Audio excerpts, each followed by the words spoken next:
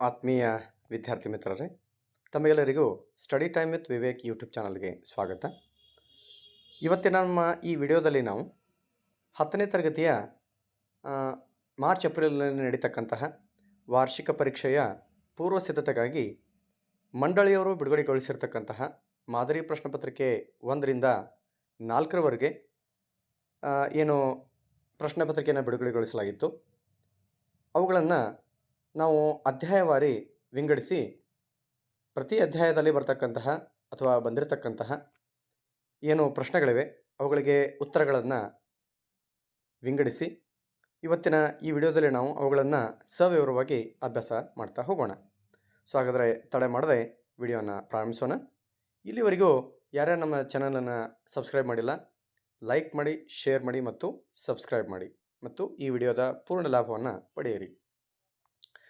So ಮಕ್ಕಳೇ, ಮೊದಲೇ ಪಾಠ ರಾಸಾಯನಿಕ ಕ್ರಿಯೆಗಳು ಮತ್ತು ಸಮೀಕರಣಗಳು. ಸೊ ಇದರಲ್ಲಿ ಮಾದರಿ ಪ್ರಶ್ನೆ ಪತ್ರಿಕೆ 1ರಲ್ಲಿ ಕೇಳಿರ್ತಕ್ಕಂತಹ ಪ್ರಶ್ನೆಗಳನ್ನು ನೋಡೋಣ. ಈ ಪಾಠದಲ್ಲಿ ನೀರಿನ ವಿದ್ಯುತ್ ವಿಭಜನೆಯಿಂದ ಹೈಡ್ರೋಜನ್ ಮತ್ತು ಆಕ್ಸಿಜನ್ ಅನಿಲಗಳು ಉಂಟಾಗುವ ಕ್ರಿಯೆ ಅನ್ನುವಂಥದ್ದು. ಸೊ ಇಲ್ಲಿ ನೀರಿನ ವಿದ್ಯುತ್ ವಿಭಜನೆಯಿಂದ ಹೈಡ್ರೋಜನ್ ಮತ್ತು ಏನು ಆಕ್ಸಿಜನ್ಗಳಾಗಿ ವಿಭಜನೆ ಹೊಂದುತ್ತೆ, ಇದೊಂದು ಅಂತರುಷ್ಣಕ ಕ್ರಿಯೆಯಾಗಿದೆ ಅನ್ನುವಂಥದ್ದನ್ನು ನಾವಿಲ್ಲಿ ಗಮನಿಸ್ಬೋದು. ಸೊ ಆಯ್ಕೆಗಳನ್ನು ನೋಡ್ತಾ ಹೋಗೋಣ. ಅಂತರುಷ್ಣಕ ಕ್ರಿಯೆ, ಸ್ಥಾನಪಲ್ಲಟ ಕ್ರಿಯೆ, ಬಹಿರುಷ್ಣ ಕ್ರಿಯೆ, ರೆಡಾಕ್ಸ್ ಕ್ರಿಯೆ ಅನ್ನುವಂಥದ್ದು. ಸೊ ನೀರು ವಿಭಜನೆ ಹೊಂದಿ ಹೈಡ್ರೋಜನ್ ಮತ್ತು ಆಕ್ಸಿಜನ್ ಅಡಗಿರುವುದರಿಂದ ಇದು ವಿಭಜನ ಕ್ರಿಯೆ ಆಗೋದ್ರ ಜೊತೆಗೆ ಇದು ಉಷ್ಣ ಹೀರಿಕೆ ಆಗುವುದರಿಂದ ನಡೀತಕ್ಕಂಥ ಕ್ರಿಯೆ ಆಗಿರೋದ್ರಿಂದ ಇದೊಂದು ಅಂತರ್ಷ್ಣಕ ಕ್ರಿಯೆ ಅಂತ ಹೇಳಿ ನಾವಿಲ್ಲಿ ಹೇಳಬಹುದು. ಸೊ ಇದೇ ಪಾಠದಲ್ಲಿ ಕಮ್ಮಟುವಿಕೆಯನ್ನು ಹೇಗೆ ತಡೆಗಟ್ಟಲಾಗುತ್ತದೆ ಅನ್ನುವಂತಹ ಪ್ರಶ್ನೆಯನ್ನು ಕೇಳಲಾಗಿದೆ. ಕ್ರಮಗಳನ್ನು ನೋಡೋಣ. ಆಹಾರ ಪದಾರ್ಥಗಳಿಗೆ ಉತ್ಕರ್ಷಣೆ ತಡೆಗಟ್ಟತಕ್ಕಂತಹ ಪ್ರತಿವರ್ತಕ ಉತ್ಕರ್ಷಕಗಳನ್ನು ಸೇರಿಸುವಂಥದ್ದು, ಆಹಾರ ಪದಾರ್ಥಗಳನ್ನು ಗಾಳಿ ಪ್ರವೇಶಿಸಿದ ಸಂಗ್ರಾಹಕದಲ್ಲಿ ಶೇಖರಿಸಿಡುವುದು, ಇವೆರಡು ಕಮ್ಮಟುವಿಕೆಯನ್ನು ತಡೆಗಟ್ಟತಕ್ಕಂಥ ಎರಡು ವಿಧಾನಗಳು. ಇನ್ನು ಕೆಳಗಿನ ರಾಸಾಯನಿಕ ಕ್ರಿಯೆಗಳಿಗೆ ಸರಿದೂಗಿಸಿದ ಸಮೀಕರಣಗಳನ್ನು ಬರೆಯಿರಿ ಅನ್ನುವಂಥದ್ದು. ಸೊ ಇಲ್ಲಿ ನೈಸರ್ಗಿಕ ಅನಿಲದ ದಹನ ಅನ್ನುವಂತಹ ಪ್ರಶ್ನೆಯನ್ನು ಇಲ್ಲಿ ಕೇಳಲಾಗಿದೆ. ಸೊ ನೈಸರ್ಗಿಕ ಅನಿಲ ಅಂತಕ್ಕಂಥದ್ದು ಮೀಥೇನ್ CH4, ಇದು ಆಕ್ಸಿಜನ್ನೊಂದಿಗೆ ವರ್ತಿಸಿ ಕಾರ್ಬನ್ ಡೈಆಕ್ಸೈಡ್ ಮತ್ತು H2 ಅನ್ನು ಉಂಟು ಮಾಡುತ್ತೆ ಅನ್ನುವಂಥದ್ದು. ಸೊ ಇನ್ನು ಪೊಟ್ಯಾಷಿಯಂ ಲೋಹ ನೀರಿನ ಜೊತೆ ವರ್ತಿಸ್ತಕ್ಕಂಥ ಒಂದು ಕ್ರಿಯೆಯ ಬಗ್ಗೆ ಕೇಳಲಾಗಿದೆ. K+H2O gives 2KOH plus H2. ಅದೇ ರೀತಿಗೆ ತಾಮ್ರ ಸಲ್ಫೇಟ್ ದ್ರಾವಣದ ಜೊತೆ ಕಬ್ಬಿಣದ ವರ್ತಿಸ್ತಕ್ಕಂಥದ್ದು Fe+CuSO4 gives FeSO4 plus Cu. So ಮುಂದಿನ ಪ್ರಶ್ನೆ, ಬೇರಿಯಂ ಕ್ಲೋರೈಡ್ ದ್ರಾವಣವು ಅಲ್ಯೂಮಿನಿಯಂ ಸಲ್ಫೇಟ್ ದ್ರಾವಣದೊಂದಿಗೆ ವರ್ತಿಸುವ ಕ್ರಿಯೆಯ ಯಾವ ವಿಧದ ರಾಸಾಯನಿಕ ಕ್ರಿಯೆಗೆ ಉದಾಹರಣೆಯಾಗಿದೆ, ಏಕೆ ಅನ್ನುವಂಥದ್ದು. ಈ ಕ್ರಿಯೆಗೆ ಸರಿದೂಗಿಸಿದ ರಾಸಾಯನಿಕ ಸಮೀಕರಣವನ್ನು ಬರೆಯಿರಿ.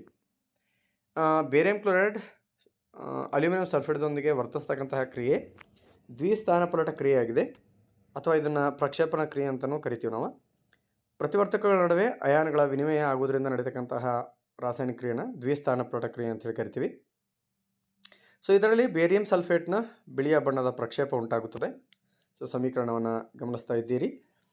3BaCl2 plus Al2SO4 thrice gives 3BaSO4 plus 2AlCl3. So ಮಾದರಿ ಪ್ರಶ್ನೆ ಪತ್ರಿಕೆ 2 ಇದೇ ಪಾಠಕ್ಕೆ ಸಂಬಂಧಿಸಿದಂತೆ ಮಾದರಿ ಪ್ರಶ್ನೆ ಪತ್ರಿಕೆ 2ರಲ್ಲಿ ಕೇಳ್ತಕ್ಕಂಥ ಪ್ರಶ್ನೆಗಳನ್ನು ನೋಡೋಣ. ಕೆಳಗಿನವುಗಳಲ್ಲಿ ಪರಸ್ಪರ ವರ್ತಿಸಿ ಅಯಾನುಗಳನ್ನು ವಿನಿಮಯ ಮಾಡಿಕೊಳ್ತಕ್ಕಂತಹ ಮತ್ತು ಒಂದು ಪ್ರಕ್ಷೇಪಣ ಉಂಟು ಮಾಡುವ ಪ್ರತಿವರ್ತಕಗಳು ಯಾವುವು ಅನ್ನುವಂಥದ್ದನ್ನು ಇಲ್ಲಿ ಕೇಳಲಾಗಿದೆ. ಆಯ್ಕೆಗಳು ಅಲ್ಯೂಮಿನಿಯಂ ಆಕ್ಸೈಡ್ ಮತ್ತು ಹೈಡ್ರೋಕ್ಲೋರಿಕ್ ಆಮ್ಲ, ಸೋಡಿಯಂ ಹೈಡ್ರಾಕ್ಸೈಡ್ ಮತ್ತು ಸಲ್ಫ್ರಿಕ್ ಆಮ್ಲ, ಅಲ್ಯೂಮಿನಿಯಂ ಆಕ್ಸೈಡ್ ಮತ್ತು ಹೈಡ್ರೋಕ್ಲೋರಿಕ್ ಆಮ್ಲ, ಬೇರಿಯಂ ಕ್ಲೋರೈಡ್ ಮತ್ತು ಸೋಡಿಯಂ ಸಲ್ಫೇಟ್. ಸೊ ಇಲ್ಲಿ ಸರಿಯಾದ ಆಯ್ಕೆ ಸೋಡಿಯಂ ಹೈಡ್ರಾಕ್ಸೈಡ್ ಮತ್ತು ಸಲ್ಫ್ರಿಕ್ ಆಮ್ಲ ಅನ್ನುವಂಥದ್ದು. ಸೊ 5ನೇ ಪ್ರಶ್ನೆ, ಮಾದರಿ ಪ್ರಶ್ನೆ ಪತ್ರಿಕೆ ಒಳಗೆ 5ನೇ ಪ್ರಶ್ನೆ, ಕಬ್ಬಿಣದ ವಸ್ತುಗಳ ನಶಿಸುವಿಕೆಯನ್ನು ತಡೆಗಟ್ಟುವ ಯಾವುದಾದರೂ 2 ವಿಧಾನಗಳನ್ನು ತಿಳಿಸಿ ಅನ್ನುವಂಥದ್ದು. ಸೊ ಇಲ್ಲಿ ಬಣ್ಣ ಹಚ್ಚುವುದು, ಎಣ್ಣೆ ಸವರುವುದು, ಗ್ರೀಸ್ ಹಚ್ಚುವುದು ಮತ್ತು ವಿದ್ಯುತ್ ಲೇಪನ ಮಾಡುವುದು. ಇನ್ನೊಂದು ನೆಕ್ಸ್ಟ್ ಪ್ರಶ್ನೆ, ಕೆಳಗಿನ ರಾಸಾಯನಿಕ ಕ್ರಿಯೆಗಳಿಗೆ ಸರಿದೂಗಿಸಿದ ರಾಸಾಯನಿಕ ಸಮೀಕರಣಗಳನ್ನು ಬರೆಯಿರಿ ಅನ್ನುವಂಥದ್ದು. ಸೊ ಪ್ರಶ್ನೆ ಪತ್ರಿಕೆ 1ರಲ್ಲಿಯೂ ಸಹ ಸಮೀಕರಣ ಸರಿದೂಗಿಸ್ತಕ್ಕಂಥ ಪ್ರಶ್ನೆಯನ್ನು ಕೇಳಲಾಗಿತ್ತು. 2ರಲ್ಲಿಯೂ ಸಹ ಸಮೀಕರಣ ಸರಿದೂಗಿಸ್ತಕ್ಕಂಥ ಪ್ರಶ್ನೆಯನ್ನು ಕೇಳಲಾಗಿದೆ. 1ನೇ ಪ್ರಶ್ನೆ ಮಾದರಿ ಪ್ರಶ್ನೆ ಪತ್ರಿಕೆಯಲ್ಲಿಯೂ ಸಹ ರಾಸಾಯನಿಕ ಕ್ರಿಯೆಗಳ ವಿಧಗಳಿಗೆ ಸಂಬಂಧಪಟ್ಟಂತೆ ಕೆಲವೊಂದಷ್ಟು ಪ್ರಶ್ನೆಗಳನ್ನು ಕೇಳಲಾಗಿತ್ತು. ಒಂದು ಪ್ರಶ್ನೆ ವಿಭಜನೆಗೆ ಸಂಬಂಧಪಟ್ಟಿರ್ಬೋದು, ಸಂಯೋಗ ಕ್ರಿಯೆಗೆ ಸಂಬಂಧಪಟ್ಟದಿರ್ಬೋದು, ಅಂತರುಷ್ಣ ಕ್ರಿಯೆ ಇರ್ಬೋದು, ಬಹಿರುಷ್ಣ ಕ್ರಿಯೆ ಇರ್ಬೋದು. ಸೊ ಈ ರೀತಿ ಯಾವ ಬೇಕಾದೊಂದು ಪ್ರಶ್ನೆಯನ್ನು ಅವರು ಕೇಳ್ಬೋದು ಅಂಥೇಳಿ ನಮಗೆ ಈ ಒಂದು ಪ್ರಶ್ನೆ ಪತ್ರಿಕೆಯನ್ನು ವಿಶ್ಲೇಷಣೆ ಮಾಡಿದಾಗ ಗೊತ್ತಾಗುತ್ತೆ. ಸೊ ನೋಡೋಣ. ಕೆಳಗಿನ ರಾಸಾಯನಿಕ ಕ್ರಿಯೆಗಳೇ ಸರಿದೂಗಿಸುವ ರಾಸಾಯನಿಕ ಸಮೀಕರಣ ಬರೀರಿ ಅನ್ನುವಂಥದ್ದು. FeSO4 gives Fe2O3 plus SO2 plus SO3. CH4 plus O2 gives CO2 plus H2O. ಹಾಗಾದರೆ ಸರಿದೂಗಿಸಿದ ಸಮೀಕರಣ ನೋಡಿದಾಗ 2FeSO4 gives Fe2O3 plus SO2 plus SO3. CH4 plus 2O2 gives CO2 plus 2H2O. So ಇನ್ನು ಮಾದರಿ ಪ್ರಶ್ನೆ ಪತ್ರಿಕೆ 3ರಲ್ಲಿ ಕೇಳಿರ್ತಕ್ಕಂಥ ಪ್ರಶ್ನೆಗಳನ್ನು ನೋಡೋಣ. ಇದೇ ಪಾಠಕ್ಕೆ ಸಂಬಂಧಿಸಿದಂತೆ ತಾಮ್ರದ ಸಲ್ಫೇಟ್ ಹರಳುಗಳನ್ನು ಕಾಸಿದಾಗ ಅದರಲ್ಲಿ ನೀಲಿ ಬಣ್ಣ ಮರೆಯಾಗುತ್ತದೆ, ಇದಕ್ಕೆ ಕಾರಣ ಕೊಡಿ. ಪುನಃ ತಾಮ್ರ ಸಲ್ಫೇಟ್ ನೀಲಿ ಬಣ್ಣವು ಹೇಗೆ ಸ್ಥಾಪಿತವಾಗುತ್ತದೆ ಅನ್ನುವಂಥದ್ದು. ಸೊ ತಾಮ್ರ ಸಲ್ಫೇಟ್ ಹರಳುಗಳನ್ನು ಕಾಯಿಸಿದಾಗ ಅವು ತಮ್ಮಲ್ಲಿನ ನೀರಿನ ಅಣುಗಳನ್ನು ಕಳೆದುಕೊಳ್ತವೆ ಮತ್ತು ಅದು ನೀಲಿ ಬಣ್ಣ ಮರೆಯಾಗುತ್ತದೆ ಅನ್ನುವಂಥದ್ದು. ಸೊ ಯಾವಾಗ ತಾಮ್ರ ಸಲ್ಫೇಟ್ ತಾಮ್ರ ಸಲ್ಫೇಟ್ ಹರಳುಗಳಿರ್ತಾವಲ್ಲ, ಅವು ಯಾವಾಗ ಅದನ್ನು ಹೀಟ್ ಮಾಡ್ತೀವಿ, ಅದನ್ನು ಯಾವಾಗ ಕಾಯಿಸ್ತೀವಿ ನಾವು, ಕಾಯಿಸಿದಾಗ ಅದರಲ್ಲಿ ನೀರಿನ ಅಂಶಗಳು ಆವಿಯಾಗಿ ಹೋಗೋದ್ರಿಂದ ಸೊ ಅದು ನೀಲಿ ಬಣ್ಣ ಏನಾಗ್ತದೆ, ವೈಟಾಗಿ ಪರಿವರ್ತನೆ ಆಗುತ್ತೆ. ಹೌದಾ? ಈ ಹರಳುಗಳನ್ನು ತಂಪುಗೊಳಿಸಿದಾಗ ಮತ್ತೆ ಏನಾಗುತ್ತೆ ಅಂದರೆ ಪುನಃ ತೇವಾಂಶವನ್ನು ಹೀರಿಕೊಂಡು ಮರಳಿ ಅದು ನೀಲಿ ಬಣ್ಣಕ್ಕೆ ಪರಿವರ್ತನೆ ಆಗುತ್ತದೆ ಅನ್ನುವಂಥದ್ದು. ಮುಂದಿನ ಪ್ರಶ್ನೆ, ಕೆಳಗಿನ ರಾಸಾಯನಿಕ ಕ್ರಿಯೆಗಳಿಗೆ ಸರಿದೂಗಿಸಿದ ರಾಸಾಯನಿಕ ಸಮೀಕರಣಗಳನ್ನು ಬರೆಯಿರಿ ಅನ್ನುವಂಥದ್ದು. ಇಲ್ಲಿ ಸಹ ತಾವು ಗಮನಿಸ್ಬೋದು, 3ನೇ ಮಾದರಿ ಪ್ರಶ್ನೆ ಪತ್ರಿಕೆಯಲ್ಲಿಯೂ ಸಹ ಸಮೀಕರಣಗಳನ್ನು ಸರಿದೂಗಿಸುವಂತಹ ಪ್ರಶ್ನೆಯನ್ನು ಕೇಳಲಾಗಿದೆ. ಕೆಳಗಿನ ರಾಸಾಯನಿಕ ಕ್ರಿಯೆಗಳಿಗೆ ಸರಿದೂಗಿಸುವ ರಾಸಾಯನಿಕ ಸಮೀಕರಣ ಬರೆಯಿರಿ. NaOH plus H2SO4 gives Na2SO4 plus H2O. ಇದನ್ನು 2NaOH plus H2SO4 gives Na2SO4 plus 2H2O ಅನ್ನುವಂಥದ್ದನ್ನು ಬರಿಬೋದು ನಾವು. ಇನ್ನು K plus O2 gives K2O, 4K plus O2 gives 2K2O ಅನ್ನುವಂಥದ್ದನ್ನು ಸರಿದೂಗಿಸಿ ಬರೀಬಹುದು. ಇನ್ನೊಂದು ಪ್ರಶ್ನೆ, ZnO plus C gives Zn plus CO. ಈ ಕ್ರಿಯೆಯಲ್ಲಿ ಉತ್ಕರ್ಷಿಸಲ್ಪಟ್ಟ ಮತ್ತು ಅಪಕರ್ಷಿಸಲ್ಪಟ್ಟ ಪ್ರತಿವರ್ತಕಗಳನ್ನು ಹೆಸರಿಸಿ ಅನ್ನುವಂಥ ಪ್ರಶ್ನೆ ಇದೆ. ಇಲ್ಲಿ ಉತ್ಕರ್ಷಿಸಲ್ಪಟ್ಟಂತಹ ವಸ್ತು ಯಾವುದಂತಂದ್ರೆ ಸಿ ಆಗುತ್ತೆ, ಅಪಕರ್ಷಿಸಲ್ಪಟ್ಟದ್ದು ZnO ಆಗುತ್ತೆ. ಕೆಳಗಿನ ರಾಸಾಯನಿಕ ಕ್ರಿಯೆಗಳ ಅರ್ಥಗಳನ್ನು ತಿಳಿಸಿ ಅನ್ನುವಂಥದ್ದು. ಉಷ್ಣ ವಿಭಜನೆ ಅನ್ನುವಂಥ ಪ್ರಶ್ನೆಯನ್ನು ಕೇಳಲಾಗಿದೆ. ವಿಭಜನೆ ಕ್ರಿಯೆಯನ್ನು ಕಾಸುವುದ್ರ ಮೂಲಕ ನಡೆಸಿದ್ರಿಂದ ಉಷ್ಣ ವಿಭಜನೆ ಕ್ರಿಯೆ ಅಂತ ಕರಿತೀವಿ. ಸ್ಥಾನಪಲ್ಲಟ ಕ್ರಿಯೆ ಅಂತಂದರೆ ರಾಸಾಯನಿಕ ಕ್ರಿಯೆಯಲ್ಲಿ ಒಂದು ಧಾತು ಯಾವುದು ಕ್ರಿಯಾಶೀಲ ಇರ್ತದೆ ಅದು ಸಂಯುಕ್ತದಲ್ಲಿ ಇರತಕ್ಕಂತಹ ಒಂದು ಕಡಿಮೆ ಕ್ರಿಯಾಶೀಲ ಧಾತುವನ್ನು ಸ್ಥಾನಪಲ್ಲಟಗೊಳಿಸೋದಕ್ಕೆ ನಾವು ಸ್ಥಾನಪಲ್ಲಟ ಕ್ರಿಯೆ ಅಂತ ಕರಿತೀವಿ. ಇನ್ನು ಕಮಟುವಿಕೆ ಅನ್ನುವಂಥದ್ದನ್ನು ಕೊಟ್ಟರೆ ಕೊಬ್ಬು ಅಥವಾ ಎಣ್ಣೆಯಿಂದ ಮಾಡಿರ್ತಕ್ಕಂತಹ ಏನು ಆಹಾರ ಪದಾರ್ಥಗಳಿರ್ತವೆ ಇವುಗಳು ವಾತಾವರಣದಲ್ಲಿರ್ತಕ್ಕಂತಹ ಆಕ್ಸಿಜನ್ನೊಂದಿಗೆ ವರ್ತಿಸಿ ಉತ್ಕರ್ಷಣೆಗೊಂಡು ವಾಸನೆ ಮತ್ತು ರುಚಿ ಅವುಗಳಲ್ಲಿ ಏನಾಗುತ್ತೆ ಬದಲಾಗುತ್ತೆ, ಇದಕ್ಕೆ ಕಮಟುವಿಕೆ ಅಂತ ಕರಿತೀವಿ. ಸೊ ಇನ್ನು ಮಾದರಿ ಪ್ರಶ್ನೆ ಪತ್ರಿಕೆ 4ರಲ್ಲಿ ಇದೇ ಪಾಠಕ್ಕೆ ಸಂಬಂಧಿಸಿದಂತೆ ಕೇಳ್ತಕ್ಕಂಥ ಪ್ರಶ್ನೆಗಳನ್ನು ನೋಡೋಣ. ZnO plus C gives Zn plus CO. ಈ ರಾಸಾಯನಿಕ ಕ್ರಿಯೆಯಲ್ಲಿ ಉತ್ಕರ್ಷಣ ಮತ್ತು ಅಪಕರ್ಷಣಗೊಂಡಿರುವ ಪ್ರತಿವರ್ತಕಗಳು ಕ್ರಮವಾಗಿ ಅನ್ನುವಂಥದ್ದು. ZnO plus C gives ಆಯ್ಕೆಗಳು ZnO plus C, C plus ZnO, Zn plus CO, CO plus CO ಮತ್ತು Zn. ಸೊ ಇಲ್ಲಿ ಉತ್ಕರ್ಷಣ ಮತ್ತು ಅಪಕರ್ಷಣಗೊಂಡಿರ್ತಕ್ಕಂತಹ ಪ್ರತಿವರ್ತಕಗಳನ್ನು ಕೇಳಲಾಗಿದೆ. ಸೊ ಇಲ್ಲಿ ಉತ್ಕರ್ಷಣೆಗೊಂಡಿರ್ತಕ್ಕಂಥದ್ದು ಯಾವುದಪ್ಪ ಅಂತಂದರೆ ಕಾರ್ಬನ್. ಹೌದಾ? ಸೊ ಕಾರ್ಬನ್ ಉತ್ಕರ್ಷಣೆಗೊಂಡಿದೆ, ZnO ಏನಾಗಿದೆ ಅಪಕರ್ಷಣೆಗೊಂಡಿದೆ. ಉತ್ಕರ್ಷಣೆ ಯಾಕಂದರೆ ಕಾರ್ಬನ್ನು ಆಕ್ಸಿಜನ್ ಪಡೆದುಕೊಂಡಿದೆ, ZnO ಏನಾಗಿದೆ ಆಕ್ಸಿಜನ್ ಕಳೆದುಕೊಂಡಿರೋದ್ರಿಂದ ಅದು ಅಪಕರ್ಷಣೆಗೊಂಡಿದೆ ಅನ್ನುವಂಥದ್ದನ್ನು ನಾವಿಲ್ಲಿ ಹೇಳಬಹುದು. ಇನ್ನು ಕಮಟುವಿಕೆಯನ್ನು ತಡೆಗಟ್ಟತಕ್ಕಂಥ ಯಾವುದಾದ್ರೂ 2 ವಿಧಾನಗಳನ್ನು ತಿಳಿಸಿ ಅನ್ನುವಂಥದ್ದು. ಆಹಾರ ಪದಾರ್ಥಗಳಿಗೆ ಉತ್ಕರ್ಷಣೆ ತಡೆಗಟ್ಟುವ ವಸ್ತುಗಳನ್ನು ಸೇರಿಸುವುದು, ಆಹಾರ ಪದಾರ್ಥಗಳನ್ನು ಗಾಳಿ ಪ್ರವೇಶಿಸದ ಸಂಗ್ರಾಹಕಗಳಲ್ಲಿ ಶೇಖರಿಸಿ ಇಡುವುದು. ಕೆಳಗಿನ ರಾಸಾಯನಿಕ ಕ್ರಿಯೆಗಳಿಗೆ ಸರಿದೂಗಿಸಿದ ರಾಸಾಯನಿಕ ಸಮೀಕರಣಗಳನ್ನು ಬರೆಯಿರಿ. ಈ ಕ್ರಿಯೆಯ ವಿಧವನ್ನು ಗುರುತಿಸಿ. ಸೀಸದ nitrate plus potassium iodide gives ಸೀಸದ iodide plus potassium nitrate. So ಉತ್ತರ PbNO3 twice gives 2Ki gives PbI2 plus 2KNO3. ಈ ಕ್ರಿಯೆ ಅಂತದಪ್ಪ ಅಂತಂದ್ರೆ ರಾಸಾಯನಿಕ ದ್ವಿಸ್ಥಾನಪಲ್ಲಟ ಕ್ರಿಯೆ ಅನ್ನುವಂಥದ್ದು. ಸೊ ಮುದ್ದು ಮಕ್ಕಳೇ, ಇಲ್ಲಿವರೆಗೆ ನಾವು ಏನು ಮಾಡಿದ್ವಿ ಅಂತಂದ್ರೆ ರಾಸಾಯನಿಕ ಕ್ರಿಯೆಗಳು ಸಮೀಕರಣಗಳು ಪಾಠಕ್ಕೆ ಸಂಬಂಧಿಸಿದಂತೆ ಮಂಡಳಿ ಬಿಡುಗಡೆ ಮಾಡಿರುವಂತಹ 1, 2, 3, 4 ಮಾದರಿ ಪ್ರಶ್ನೆ ಪತ್ರಿಕೆಗಳಲ್ಲಿ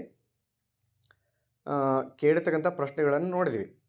ಸೊ ಇದರ ಆಧಾರದ ಮೇಲೆ ನಾವು ಒಂದು ಏನು ಅನಲೈಸಿಸ್ ಅಥವಾ ಒಂದು ಏನು ಕನ್ಕ್ಲೂಷನ್ ಅಥವಾ ಒಂದು ಏನು ನಿರ್ಣಯಕ್ಕೆ ಬರ್ಬೋದು ಅಂತಂದ್ರೆ, ಈ ಪಾಠದಲ್ಲಿ ಜಾಸ್ತಿಯಾಗಿ ಕೇಳಿರ್ತಕ್ಕಂತಹ ಪ್ರಶ್ನೆಗಳೇನಂತಂದ್ರೆ ಸಮೀಕರಣ ಸರಿದೂಗಿಸುವಂಥದ್ದು ಅನ್ನುವಂಥದ್ದು. ಅದಕ್ಕಾಗಿ ಏನು ಮಾಡಬೇಕು ಮಕ್ಕಳು, ಈ ರಾಸಾಯನಿಕ ಸಮೀಕರಣನ ಸರಿದೂಗಿಸ್ತಕ್ಕಂತಹ ಏನು ವಿಧಾನ ಇದೆ ಅದನ್ನು ಚೆನ್ನಾಗಿ ಮಕ್ಕಳು ಪ್ರಾಕ್ಟೀಸ್ ಮಾಡ್ಕೋಬೇಕು. ಇನ್ನು ಅದೇ ರೀತಿಯಾಗಿ ಈ ರಾಸಾಯನಿಕ ಕ್ರಿಯೆಗಳ ವಿಧಗಳದಾವ ನೋಡ್ರಿ. ವಿಭಜನ ಕ್ರಿಯೆ, ಸಂಯೋಗ ಕ್ರಿಯೆ, ಸ್ಥಾನಪಲಟ, ದ್ವಿಸ್ಥಾನಪಲಟ, ಉತ್ಕರ್ಷಣ ಕ್ರಿಯೆ, ಅಪಕರ್ಷಣ ಕ್ರಿಯೆ, ರೆಡಾಕ್ಸ್ ಕ್ರಿಯೆ, ಆಮೇಲೆ ಬಹಿರುಷ್ಣಕ ಕ್ರಿಯೆ, ಅಂತರುಷ್ಣಕ ಕ್ರಿಯೆ, ಆಮೇಲೆ ಉಷ್ಣದಿಂದ ವಿಭಜನೆ ಮಾಡೋದು, ಆಮೇಲೆ ವಿದ್ಯುತ್ ಶಕ್ತಿಯನ್ನು ಹಾಯಿಸೋದ್ರ ಮೂಲಕ ವಿಭಜನೆ ಮಾಡೋದು, ಆಮೇಲೆ ಬೆಳಕಿನ ಸಹಾಯದಿಂದ ವಿಭಜನೆ ಮಾಡೋದು. ಸೊ ಇಂತಹ ಏನು ರಾಸಾಯನಿಕ ಕ್ರಿಯೆಗಳ ವಿಧಗಳಿವೆ ಆ ವಿಧಗಳನ್ನು ಸರಿಯಾಗಿ ಅಭ್ಯಾಸ ಮಾಡುವಂಥದ್ದು. ಇನ್ನೊಂದು ಬಹಳ ಇಂಪಾರ್ಟೆಂಟ್ ಈ ಪಾಠದಲ್ಲಿ ಅಭ್ಯಾಸ ಮಾಡುವಂಥದ್ದು ಏನು, ಈ ವಿಷಯಗಳನ್ನ, ಈ ಮಾದರಿ ಪ್ರಶ್ನೆ ಪತ್ರಿಕೆಗಳನ್ನು ಅನಲೈಸಿಸ್ ಮಾಡಿದಾಗ ಅಂತಂದ್ರೆ, ಕಮಟುವಿಕೆಗೆ ಸಂಬಂಧಪಟ್ಟಂತೆ ಮತ್ತು ಸಂಸ್ಕಾರಣ ವಿಷಯಕ್ಕೆ ಸಂಬಂಧಪಟ್ಟಂತೆ ಪ್ರಶ್ನೆಗಳನ್ನು ಜಾಸ್ತಿ ಕೇಳಲಾಗಿದೆ. ಅದರಲ್ಲಿಯೇ ಕಮಟುವಿಕೆ ಅಂದರೆ ಏನು, ಕಮಟುವಿಕೆಯನ್ನು ಹೇಗೆ ತಡೆಗಟ್ತೀರಿ ಅನ್ನುವಂತಹ ಪ್ರಶ್ನೆಯನ್ನು ಜಾಸ್ತಿಯಾಗಿ ಕೇಳಲಾಗಿದೆ. ಇನ್ನೊಂದು ವಿಷಯ ಏನು ಅಂತಂದರೆ, ಈ ಸಮೀಕರಣ ಸರಿದೂಗಿಸುವಂಥದ್ದು ಏನಿದೆ ಇದಕ್ಕೆ ಸಂಬಂಧಪಟ್ಟಂತೆ ಅವರು ಕೆಲವೊಂದು ಸಾರಿ ಸಮೀಕರಣ ಕೊಟ್ಟು ಅವುಗಳನ್ನು ಸರಿದೂಗಿಸೋದು ಅನ್ನುವಂಥದ್ದನ್ನು ಪ್ರಶ್ನೆ ಕೇಳ್ಬೋದು. ಅಥವಾ ವಾಕ್ಯದ ರೂಪದಲ್ಲಿಯೇ ಆ ಒಂದು ಸಮೀಕರಣ ನಡೆದಿರ್ತಕ್ಕಂಥ ಕ್ರಿಯೆಯ ಬಗ್ಗೆ ವಿವರಿಸಿ ಅದರಲ್ಲಿರ್ತಕ್ಕಂತಹ ಧಾತುಗಳನ್ನು ಸಾಂಕೇತಿಕವಾಗಿ ಬರೆದುಕೊಂಡು ನೀವೇ ಬಿಡಿಸ್ರಿ, ನೀವೇ ಸರಿದೂಗಿಸ್ರಿ ಅನ್ನುವಂತಹ ಪ್ರಶ್ನೆಯನ್ನು ಇಲ್ಲಿ ಕೇಳಲಾಗಿರುತ್ತದೆ. ಸೊ ಮಾದರಿ ಪ್ರಶ್ನೆ ಪತ್ರಿಕೆ 1ರಿಂದ 4ರಲ್ಲಿ ನಾವು ಏನು ಕನ್ಕ್ಲೂಷನು, ಏನು ಕಂಡುಕೊಂಡಿವಿ ಅನ್ನೋದನ್ನು ನೀವು ಮಕ್ಕಳು ಅದನ್ನು ಸರಿಯಾಗಿ ಅರ್ಥೈಸ್ಕೊಳ್ಬೇಕು. ಇನ್ನು ಮುಂದಿನ ಪಾಠಕ್ಕೆ ನಾವು ಹೋಗೋಣ. ಮುಂದಿನ ಪಾಠ ಯಾವುದು ಅಂತಂದರೆ ರಸಾಯನಶಾಸ್ತ್ರದಲ್ಲಿ ಆಮ್ಲ, ಪ್ರತ್ಯಾಮ್ಲ ಮತ್ತು ಲವಣಗಳು. ಸೊ ಮುಂದುವರಿಯೋಣ. ಮಾದರಿ ಪ್ರಶ್ನೆ ಪತ್ರಿಕೆ 1ರಲ್ಲಿ ಕೇಳಿರುವಂತಹ ಪ್ರಶ್ನೆಗಳನ್ನು ನೋಡ್ತಾ ಹೋಗೋಣ.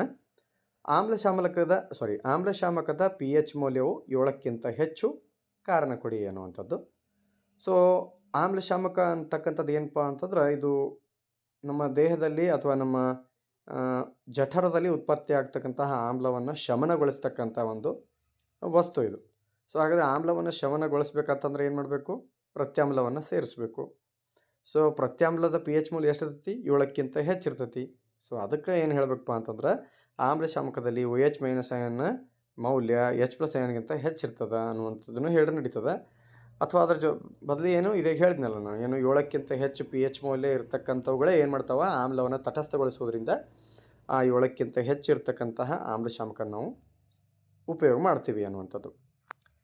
ಇನ್ನು ಆಮ್ಲಗಳು ಮತ್ತು ಪ್ರತ್ಯಾಮ್ಲಗಳ ಸ್ವಭಾವವನ್ನು ಪತ್ತೆ ಹಚ್ಚಲು ನೀಲಿ ಲಿಟ್ಮಸ್ ಮತ್ತು ಕೆಂಪು ಲಿಟ್ಮಸ್ ಕಾಗದಗಳು ಹೇಗೆ ಸಹಾಯಕಾರಿಯಾಗಿವೆ ಅನ್ನುವಂಥದ್ದು. ಸೊ ಇದು ಅತಿ ಸರಳವಾದಂಥ ಪ್ರಶ್ನೆ. ಸೊ ಆಮ್ಲಗಳಲ್ಲಿ ನಾವು ನೀಲಿ ಲಿಟ್ಮಸ್ ಕಾಗದವನ್ನು ಅದ್ದಿದಾಗ ಅದು ಕೆಂಪು ಬಣ್ಣಕ್ಕೆ ಬದಲಾಗ್ತದೆ. ಆಮೇಲೆ ಕೆಂಪು ಲಿಟ್ಮಸ್ ಕಾಗದವನ್ನು ಪ್ರತ್ಯಾಮ್ಲದಲ್ಲಿ ಎದ್ದಿದಾಗ ಅದು ನೀಲಿ ಬಣ್ಣಕ್ಕೆ ಬದಲಾಗುತ್ತದೆ. ಸೊ ಈ ರೀತಿಯಾಗಿ ನಾವೇನು ಮಾಡ್ಬೋದು, ಲಿಟ್ಮಸ್ ಕಾಗದವನ್ನು ಬಳಸಿ ನಾವು ಆಮ್ಲ ಪ್ರತ್ಯಾಮ್ಲಗಳ ಸ್ವಭಾವವನ್ನು ಪತ್ತೆ ಹಚ್ಚಬಹುದು ಅನ್ನೋಂಥದ್ದು. ಮುಂದಿನ ಪ್ರಶ್ನೆಯನ್ನು ನೋಡೋಣ.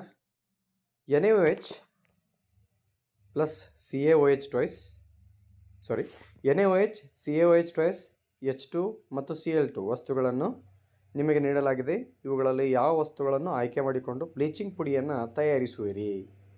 ಬ್ಲೀಚಿಂಗ್ ಪುಡಿಯ ರಾಸಾಯನಿಕ ಹೆಸರು ಮತ್ತು ಅಣುಸೂತ್ರಗಳನ್ನು ಬರೆಯಿರಿ ಮತ್ತು ಅದರ 2 ಉಪಯೋಗಗಳನ್ನು ಬರೆಯಿರಿ ಅನ್ನುವಂಥದ್ದು.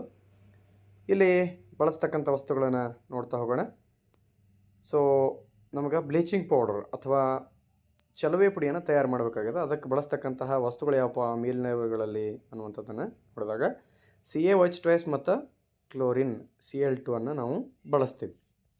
ಸೊ ಕ್ಯಾಲ್ಶಿಯಂ ಹೈಡ್ರಾಕ್ಸೈಡ್ ಮತ್ತು ಕ್ಲೋರಿನನ್ನು ಬಳಸೋದ್ರಿಂದ ನಾವೇನು ಮಾಡ್ಬೋದು, ಚಲುವೆ ಪುಡಿಯನ್ನು ಅಥವಾ ಬ್ಲೀಚಿಂಗ್ ಪೌಡರನ್ನು ತಯಾರು ಮಾಡ್ಬೋದು. ಇದರ ರಾಸಾಯನಿಕ ಹೆಸರು ಕೇಳಲಾಗಿದೆ. ರಾಸಾಯನಿಕ ಹೆಸರು ಏನಂದರೆ ಕ್ಯಾಲ್ಶಿಯಂ ಆಕ್ಸಿಕ್ಲೋರೈಡ್. ಅಣುಸೂತ್ರ ತೆಗೆದುಕೊಂಡು CaOCl2 ಅನ್ನುವಂಥದ್ದನ್ನು ಹೇಳ್ಬೋದು. ಇನ್ನು ಇದರ ಉಪಯೋಗಗಳನ್ನು ಬರೀರಿ ಅನ್ನುವಂಥದ್ದು ಪ್ರಶ್ನೆಯನ್ನು ಕೇಳಲಾಗಿದೆ. ಸೊ ಬಟ್ಟೆ ಕಾರ್ಖಾನೆಗಳಲ್ಲಿ ಹತ್ತಿ ಮತ್ತು ನಾರಿಗೆ ಬಿಳುಪು ನೀಡಲು ಮತ್ತು ಕಾಗದ ಕಾರ್ಖಾನೆಗಳಲ್ಲಿ ಮರದ ತಿರುಳಿಗೆ ಬಿಳುಪು ನೀಡಲು ಲಾಂಡ್ರಿಗಳಲ್ಲಿ ತೊಳೆದು ಬಟ್ಟೆಗೆ ಬಿಳುಪು ನೀಡೋದನ್ನ ಬಳಸ್ತಾರೆ. ಇನ್ನು ಅನೇಕ ರಾಸಾಯನಿಕ ಕಾರ್ಖಾನೆಗಳಲ್ಲಿ ಉತ್ಕರ್ಷಣಕಾರಿಯಾಗಿಯೂ ಸಹ ಇದನ್ನು ಉಪಯೋಗಿಸ್ತಾರೆ. ಕುಡಿಯುವ ನೀರಿನ ಕ್ರಿಮಿಮುಕ್ತಗೊಳಿಸಲು ಸಹ ಇದನ್ನು ಬಳಸುತ್ತಾರೆ ಅನ್ನುವಂಥದ್ದು. ಇನ್ನು ಮಾದರಿ ಪ್ರಶ್ನೆ ಪತ್ರಿಕೆ 2ರಲ್ಲಿ ಕೇಳಿರ್ತಕ್ಕಂಥ ಪ್ರಶ್ನೆ ಈ ಪಾಠಕ್ಕೆ ಸಂಬಂಧಿಸಿದಂತೆ ಸೋಡಿಯಂ ಬೈಕಾರ್ಬೊನೇಟ್ ದುರ್ಬಲ ಸಲ್ಫ್ಯೂರಿಕ್ ಆಮ್ಲದೊಂದಿಗೆ ವರ್ತಿಸಿದಾಗ ಬಿಡುಗಡೆ ಆಗ್ತಕ್ಕಂತಹ ಅನಿಲ ಯಾವುದು ಅನ್ನುವಂಥದ್ದು. ಸೊ ಇಲ್ಲಿ ಆಯ್ಕೆಗಳು carbon dioxide, nitrogen, hydrogen, nitrogen dioxide. So ಸರಿಯಾದ ಆಯ್ಕೆ ಯಾವುದು ಅಂತಂದ್ರೆ ಕಾರ್ಬನ್ ಡೈಆಕ್ಸೈಡ್. ಇನ್ನು sodium carbonate, calcium oxychloride, calcium carbonate, sodium bicarbonate, calcium sulphate hemihydrate ವಸ್ತುಗಳಲ್ಲಿ ಕುಡಿಯುವ ನೀರನ್ನು ಕ್ರಿಮಿಮುಕ್ತಗೊಳಿಸಲು ಬಳಸುವ ಸಂಯುಕ್ತ ಯಾವುದು? ಬೆಂಕಿ ಆರಿಸುವ ಸೋಡಾ ಆ್ಯಸಿಡ್ ಉಪಕರಣಗಳಲ್ಲಿ ಬಳಸುವ ಸಂಯುಕ್ತ ವಸ್ತು ಯಾವುದು? ವೈದ್ಯರು ಮುರಿದ ಮೂಳೆಗಳನ್ನು ಸರಿಯಾದ ಸ್ಥಿತಿಯಲ್ಲಿರಿಸಿ ಆಧಾರ ಕೊಡಲು ಬಳಸುವ ಸಂಯುಕ್ತ ವಸ್ತು ಯಾವುದು ಅನ್ನುವಂಥದ್ದನ್ನು 3 ಅಂಶಗಳನ್ನು ಪ್ರಶ್ನೆಗಳಲ್ಲಿ ಕೇಳಲಾಗಿದೆ. ಇಲ್ಲಿ ನೋಡಿರಿ, ಕುಡಿಯುವ ನೀರನ್ನು ಕ್ರಿಮಿಮುಕ್ತಗೊಳಿಸಲಿಕ್ಕೆ ನಾವು ಏನು ಮಾಡ್ತೀವಿ? ಇಲ್ಲಿ ಆಲ್ರೆಡಿ ಇದಕ್ಕೆ ಜಸ್ಟ್ ನೋಡಿದ್ದೀವಿ ನಾವು. Calcium sulphate hemihydrate, sodium bicarbonate, calcium carbonate, calcium oxychloride, sodium carbonate ಇವುಗಳಲ್ಲಿ ಯಾವುದನ್ನು ಬಳಸ್ತೀರಿ ಅಂತ ಪ್ರಶ್ನೆ ಕೇಳಲಾಗಿದೆ. ಸೊ ಇಲ್ಲಿ ಸರಿಯಾದ ಆಯ್ಕೆ ಏನಂತಂದ್ರೆ ಕ್ಯಾಲ್ಸಿಯಂ ಆಕ್ಸಿಕ್ಲೋರೈಡ್. ಇನ್ನು ಬೆಂಕಿ ಆರಿಸ್ತಕ್ಕಂಥ ಸೋಡಾ ಉಪಕರಣಗಳಲ್ಲಿ ಯಾವ್ದು ಬಳಸ್ತೇವೆ ಅಂದ್ರೆ ಸೋಡಿಯಂ ಬೈಕಾರ್ಬೊನೇಟನ್ನು ಬಳಸ್ತೀವಿ. ವೈದ್ಯರು ಮುರಿದ ಮೂಳೆಗಳನ್ನು ಸರಿಯಾದ ಸ್ಥಿತಿಯಲ್ಲಿ ಇರಿಸಲಿಕ್ಕೆ ಕ್ಯಾಲ್ಸಿಯಂ ಸಲ್ಫೇಟ್ ಹೆಮಿಹೈಡ್ರೇಟನ್ನು ಬಳಸ್ತಾರೆ, ಅಂದರೆ ಪ್ಲಾಸ್ಟರ್ ಆಫ್ ಪ್ಯಾರಿಸ್. ಸೊ ಮುಂದಿನ ಪ್ರಶ್ನೆ, ಸಾರಯುಕ್ತ ಸಲ್ಫ್ಯೂರಿಕ್ ಆಮ್ಲದ ಸತುವಿನ ಚೂರುಗಳ ವರ್ತನೆಯನ್ನು ತೋರಿಸುವಂತಹ ಉರಿಸುವಿಕೆ ಮೂಲಕ ಹೈಡ್ರೋಜನ್ ಅನಿಲ ಪರೀಕ್ಷೆಯನ್ನು ತೋರಿಸಲು ಉಪಯೋಗವಾಗ್ತಕ್ಕಂಥ ಉಪಕರಣಗಳ ಜೋಡಣೆ ಚಿತ್ರವನ್ನು ಬರೆಯಿರಿ ಮತ್ತು ಸತುವಿನ ಚೂರುಗಳನ್ನು ಗುರುತಿಸಿ ಅನ್ನುವಂಥ ಪ್ರಶ್ನೆ. ಚಿತ್ರವನ್ನು ತಾವು ಗಮನಿಸ್ತಾ ಇದ್ದೀರಿ. ಸೊ ಈ ರೀತಿ ಚಿತ್ರ ತೆಗೆದು ಭಾಗಗಳನ್ನು ಗುರುತಿಸಬೇಕು. ಇದು ಇಂಪಾರ್ಟೆಂಟ್ ಆಗಿರ್ತಕ್ಕಂತಹ ಚಿತ್ರ. ಮುಂದಿನ ಪ್ರಶ್ನೆ, ಮಾದರಿ ಪ್ರಶ್ನೆ ಪತ್ರಿಕೆ 3ರಲ್ಲಿ ಕೇಳಿರ್ತಕ್ಕಂಥ ಪ್ರಶ್ನೆಗಳು. ನೀರಿನ ಶಾಶ್ವತ ಗಡಸುತನವನ್ನು ನಿವಾರಿಸಲು ಉಪಯೋಗಿಸುವ ಲವಣ ಆಯ್ಕೆಗಳು calcium sulphate hemihydrate, calcium oxychloride, sodium carbonate, sodium hydrogen carbonate. So ಸರಿಯಾದ ಆಯ್ಕೆ ಏನಂತಂದರೆ ಸೋಡಿಯಂ ಕಾರ್ಬೊನೇಟ್. ತಟಸ್ಥ ದ್ರಾವಣದ pH ಮೌಲ್ಯ ಕಡಿಮೆ ಆದಾಗ ಸೊ H+ ಅಯಾನ್ಗಳ ಸಾರಥ್ಯವು ಕಡಿಮೆ ಆಗುತ್ತದೆ, H+ ಅಯಾನ್ಗಳ ಸಾರಥ್ಯ ಹೆಚ್ಚಾಗುತ್ತದೆ.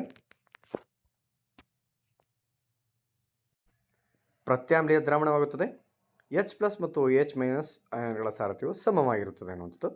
ಸೊ ಸರಿಯಾದ ಆಯ್ಕೆ ಏನಂತ H+ ಅಯಾನ್ಗಳ ಸಾರಥ್ಯ ಹೆಚ್ಚಾಗುತ್ತದೆ ಅಂತ. ಸೊ pH ಮೌಲ್ಯ ಹೆಂಗೆ ಕಡಿಮೆ ಆಗ್ತದೋ ಆವಾಗ ಆಮ್ಲೀಯ ಆಗ್ತಾ ಹೋಗ್ತದೆ. ಆಮ್ಲೀಯ ಅಂತಂದರೆ H+ ಅಯಾನ್ಗಳ ಸಾರಥ್ಯ ಹೆಚ್ಚಾಗೋದು. ಇನ್ನು ಹಲ್ಲಿನ ಸವೆತಕ್ಕೆ ಕಾರಣವೇನು ವಿವರಿಸಿ, ಇದನ್ನು ಹೇಗೆ ನಿಯಂತ್ರಿಸಬಹುದು ಅನ್ನುವಂತಹ ಪ್ರಶ್ನೆ. ಸೊ ಹಲ್ಲಿನ ಸವೆತಕ್ಕೆ ಕಾರಣ ಏನು ಅನ್ನುವಂಥದ್ದನ್ನು ನೋಡಿದಾಗ, ಸೊ ನಾವು ಆಹಾರ ಸೇವಿಸಿರ್ತಕ್ಕಂಥ ಸಂದರ್ಭದಲ್ಲಿ ಆಹಾರದ ಕಣಗಳು ಹಲ್ಲಿನ ಭಾಗಗಳಲ್ಲಿ ಸೇರಿಕೊಂಡು ಅಲ್ಲಿ ಬ್ಯಾಕ್ಟೀರಿಯಾಗಳ ಬೆಳವಣಿಗೆ ಪ್ರಾರಂಭ ಆಗ್ತದೆ. ಎಲ್ಲಿ ಆವಾಗ ಬ್ಯಾಕ್ಟೀರಿಯಾದ ಬೆಳವಣಿಗೆ ಪ್ರಾರಂಭ ಆಗಿ ಬ್ಯಾಕ್ಟೀರಿಯಾಗಳು ಏನು ಮಾಡ್ತಾವೆ? ಆಹಾರವನ್ನು ಆಮ್ಲೀಯಕ್ಕೆ ಪರಿವರ್ತಿಸುತ್ತವೆ, ಆಮ್ಲವನ್ನು ಉತ್ಪಾದನೆ ಮಾಡ್ತಾವೆ. ಸೊ ಆ ಆಮ್ಲಗಳು ಏನು ಮಾಡ್ತಾವೆ ಅಂತಾರೆ? ಹಲ್ಲಿನ ಸವೆತಕ್ಕೆ ಕಾರಣ ಆಗ್ತದೆ. ಇದನ್ನು ನಿಯಂತ್ರಣ ಮಾಡಬೇಕು. ಏನು ಮಾಡಬೇಕಪ್ಪ ಅಂತಂದ್ರೆ ಪ್ರತ್ಯಾಮ್ಲೀಯ ಟೂತ್ಪೇಸ್ಟನ್ನು ಬಳಸೋದ್ರಿಂದ ನಾವು ಆ ಆಮ್ಲೀಯತೆಯನ್ನು ತಟಸ್ಥಗೊಳಿಸುವುದರಿಂದ ಹಲ್ಲಿನ ಸವೆತವನ್ನು ಏನು ಮಾಡ್ಬೋದು? ತಡೆಗಟ್ಟಬಹುದು ಅನ್ನುವಂಥದ್ದು. ಇನ್ನು ತಟಸ್ಥೀಕರಣ ಕ್ರಿಯೆ ಎಂದರೇನು? ತಟಸ್ಥೀಕರಣ ವಿಧಾನದಿಂದ ಸೋಡಿಯಂ ಕ್ಲೋರೈಡನ್ನು ಹೇಗೆ ಪಡೆಯಬಹುದು? ಈ ಕ್ರಿಯೆಗೆ ಸರಿದೂಗಿಸಿದ ರಾಸಾಯನಿಕ ಸಮೀಕರಣಗಳನ್ನು ಬರೆಯಿರಿ ಅನ್ನುವಂಥದ್ದು. ತಟಸ್ಥೀಕರಣ ಕ್ರಿಯೆ, ಆಮ್ಲ ಮತ್ತು ಪ್ರತ್ಯಾಮ್ಲಗಳು ಪರಸ್ಪರ ವರ್ತಿಸಿ ಲವಣ ಮತ್ತು ನೀರನ್ನು ಉಂಟು ಮಾಡುವ ಕ್ರಿಯೆಯನ್ನು ತಟಸ್ಥೀಕರಣ ಕ್ರಿಯೆ ಎನ್ನುವರು. ಸೊ ಇದನ್ನು ತಯಾರು ಮಾಡುವಂತಹ ವಿಧಾನ ಏನು ಅನ್ನುವಂಥದ್ದು, ಒಂದು ಪ್ರಮಾಣದಲ್ಲಿ 2 ml ಅಷ್ಟು ಸೋಡಿಯಂ ಹೈಡ್ರಾಕ್ಸೈಡ್ ತೆಗೆದುಕೊಂಡು ಅದಕ್ಕೆ ನಿಧಾನವಾಗಿ ಹೈಡ್ರೋಕ್ಲೋರಿಕ್ ಆಮ್ಲವನ್ನು ಹನಿಗೆ ಸೇರಿಸುತ್ತಾ ಹೋದಂತೆ ಪ್ರತ್ಯಾಮ್ಲೀಯ ಪ್ರಮಾಣ ಕಡಿಮೆ ಆಗುತ್ತಾ ಹೋಗಿ ಶೂನ್ಯವಾಗುತ್ತದೆ. ಆಗ ನಮಗೆ ಸೋಡಿಯಂ ಕ್ಲೋರೈಡ್ ದೊರೆಯುತ್ತದೆ. NaOH + HCl gives NaCl + H2O. So ಮುಂದಿನ ಮಾದರಿ ಪ್ರಶ್ನೆ ಪತ್ರಿಕೆ 4 ಕೇಳಿರುವಂಥ ಪ್ರಶ್ನೆಗಳು. ಅಧಿಕ ಪ್ರಮಾಣದ ಸೋಡಿಯಂ ಹೈಡ್ರಾಕ್ಸೈಡನ್ನು ಅದೇ ಪ್ರತ್ಯಾಮ್ಲೀಯ ದ್ರಾವಣದಲ್ಲಿ ವಿಲೀನಗೊಳಿಸಿದಾಗ ಆಯ್ಕೆಗಳು OH- ಅಯಾನ್ಗಳ ಸಾರಥ್ಯವು ಹೆಚ್ಚಾಗುತ್ತದೆ, H3O+ ಅಯಾನ್ಗಳ ಸಾರಥ್ಯವು ಹೆಚ್ಚಾಗುತ್ತದೆ, ದ್ರಾವಣದ pH ಮೌಲ್ಯವು ಸಾರಥ್ಯವು ಕಡಿಮೆ ಆಗುತ್ತದೆ, H+ ಮತ್ತು OH- ಅಯಾನ್ಗಳ ಸಾರಥ್ಯವು ಸಮವಾಗುತ್ತದೆ. ಸೊ ಸರಿಯಾದ ಆಯ್ಕೆ OH- ಅಯಾನ್ಗಳ ಸಾರಥ್ಯ ಹೆಚ್ಚಾಗುತ್ತದೆ. ನೋಡಿರಿ, ಸೋಡಿಯಂ ಹೈಡ್ರಾಕ್ಸೈಡನ್ನು ಅದೇ ಪ್ರತ್ಯಾಮ್ಲದಲ್ಲಿ ವಿಲೀನಗೊಳಿಸಿದಾಗ ಅಂದ್ರೆ ಇನ್ನಷ್ಟು ಪ್ರತ್ಯಾಮ್ಲತೆ ಹೆಚ್ಚಾಗ್ತದೆ. ಸೊ ಪ್ರತ್ಯಾಮ್ಲತೆ ಹೆಚ್ಚಾದಾಗ OH- ಅಯಾನ್ಗಳ ಸಾಂದ್ರತೆ ಆಟೋಮೆಟಿಕ್ಕಾಗಿ ಹೆಚ್ಚಾಗ್ತದೆ ಅನ್ನುವಂಥದ್ದು. ಇನ್ನು HNO3ಯ ಜಲೀಯ ದ್ರಾವಣವು ಆಮ್ಲೀಯ ಗುಣವನ್ನು ಪ್ರದರ್ಶಿಸುತ್ತದೆ, ಆದರೆ ಆಲ್ಕೋಹಾಲ್ನ ದ್ರಾವಣ ಈ ಗುಣವನ್ನು ಪ್ರದರ್ಶಿಸುವುದಿಲ್ಲ, ಏಕೆ ಅನ್ನುವಂಥದ್ದು. ಸೊ HNO3 ಅಂದರೆ ನೈಟ್ರಿಕ್ ಆಮ್ಲ ನೀರಿನೊಂದಿಗೆ ಮಿಶ್ರಣಗೊಳಿಸಿದಾಗ ನೀರಿನಲ್ಲಿ ವಿಲೀನಗೊಂಡ H+ ಅಥವಾ H3+ ಅಯಾನುಗಳನ್ನು ಉತ್ಪತ್ತಿ ಮಾಡುತ್ತವೆ. ಇವು ಆಮ್ಲೀಯ ಗುಣಗಳಿಗೆ ಕಾರಣವಾಗುತ್ತವೆ. ಅಂದರೆ H++H2 H3O+. ಆದರೆ ಆಲ್ಕೋಹಾಲ್ ಮತ್ತು ಗ್ಲೂಕೋಸ್ನಂತಹ ಸಂಯುಕ್ತಗಳು ನೀರಿನೊಂದಿಗೆ ಮಿಶ್ರಣಗೊಳಿಸಿದಾಗ ಅವು ಅಯಾನುಗಳಾಗಿ ವಿಭಜನೆ ಹೊಂದುವುದಿಲ್ಲ. ಆದ್ದರಿಂದ ಅವು ಆಮ್ಲೀಯ ಗುಣವನ್ನು ಪ್ರದರ್ಶಿಸುವುದಿಲ್ಲ ಅನ್ನುವಂಥದ್ದು. ಇನ್ನು ಬೇಕಿಂಗ್ ಸೋಡಾದ ಕೆಳಗಿನ ಉಪಯೋಗಗಳಿಗೆ ಕಾರಣ ಕೊಡಿ ಅನ್ನುವಂಥದ್ದು. ಆಮ್ಲಶಾಮಕವಾಗಿ ಅದನ್ನು ಯಾಕೆ ಬಳಸ್ತಾರೆ? ಬೇಕರಿಗಳಲ್ಲಿ ಬೇಕಿಂಗ್ ಪುಡಿಯಾಗಿ ಯಾಕೆ ಬಳಸ್ತಾರೆ ಅನ್ನೋಂಥದ್ದು. ಸೊ 1ನೇ ಪ್ರಶ್ನೆಗೆ ಉತ್ತರ ನೋಡೋಣ. ಇದು ಸೌಮ್ಯ ಪ್ರತ್ಯಾಮ್ಲೀಯ ಗುಣ ಹೊಂದಿದ್ದು ಜಠರದಲ್ಲಿ ಹೆಚ್ಚುವರಿ ಆಮ್ಲವನ್ನು ಇದು ತಟಸ್ಥಗೊಳಿಸಿ ಉಪಶಮನ ನೀಡುತ್ತದೆ. ಇನ್ನು 2ನೇದಕ್ಕೆ ನೋಡಿದಾಗ ಬೇಕಿಂಗ್ ಪುಡಿಯನ್ನು ಕಾಸಿದಾಗ ಅದು ಕಾರ್ಬನ್ ಡೈಆಕ್ಸೈಡನ್ನು ಬಿಡುಗಡೆ ಮಾಡಿ ಬ್ರೆಡ್ ಮತ್ತು ಕೇಕ್ ಉಬ್ಬಿಸಿ ರಂಧ್ರಯುಕ್ತ ಮಾಡುತ್ತದೆ. ಈ ಕಾರಣಗಳಾಗಿ ಅವುಗಳನ್ನು ಅಲ್ಲಿ ಬಳಸ್ತಾರೆ. ಮುಂದಿನ ಪ್ರಶ್ನೆ, ಆಮ್ಲವನ್ನು ಸಾರಯುಕ್ತಗೊಳಿಸುವಾಗ ಆಮ್ಲವನ್ನು ನೀರಿಗೆ ಸೇರಿಸಬಾರದು, ಆದರೆ ಆಮ್ಲವನ್ನು ನೀರಿಗೆ ಸೇರಿಸಬೇಕು, ಏಕೆ? ವಿವರಿಸಿ ಅನ್ನುವಂಥದ್ದು. ಸೊ ನೀರನ್ನು ಸಾರೀಕೃತ ಆಮ್ಲಕ್ಕೆ ಸೇರಿಸಿದರೆ ಉತ್ಪತ್ತಿ ಆಗ್ತಕ್ಕಂತಹ ಉಷ್ಣ ಏನಾಗುವ ಸಾಧ್ಯತೆ ಇದೆ? ಹೊರಸಿಡಿಯುವಂತಹ ಸಾಧ್ಯತೆ ಇದೆ, ಹೌದಾ? ಮತ್ತು ಸುಟ್ಟ ಗಾಯಗಳನ್ನು ಸಹ ಉಂಟು ಮಾಡುವಂಥ ಸಾಧ್ಯತೆ ಇದೆ. ಸೊ ಅತಿಯಾದ ಬಿಸಿಯಾಗುವಿಕೆಯಿಂದ ಗಾಜಿನ ಸಂಗ್ರಾಹಕವೂ ಸಹ ಒಡೆಯಬಹುದು. ಇನ್ನು ಮುಂದಿನ ಪ್ರಶ್ನೆ ನೋಡ್ರಿ, ಒಂದು ಮೋಲಾರ್ ಹೈಡ್ರೋಕ್ಲೋರಿಕ್ ಆಮ್ಲ ಮತ್ತು ಅಸಿಟಿಕ್ ಆಮ್ಲಗಳಲ್ಲಿ ಯಾವ ಆಮ್ಲವು ಪ್ರಬಲ ಆಮ್ಲವಾಗಿದೆ ಮತ್ತು ಯಾವ ಆಮ್ಲವು ದುರ್ಬಲ ಆಮ್ಲವಾಗಿದೆ? ನಿಮ್ಮ ಉತ್ತರಕ್ಕೆ ಕಾರಣ ಕೊಡಿ ಅನ್ನುವಂಥದ್ದು.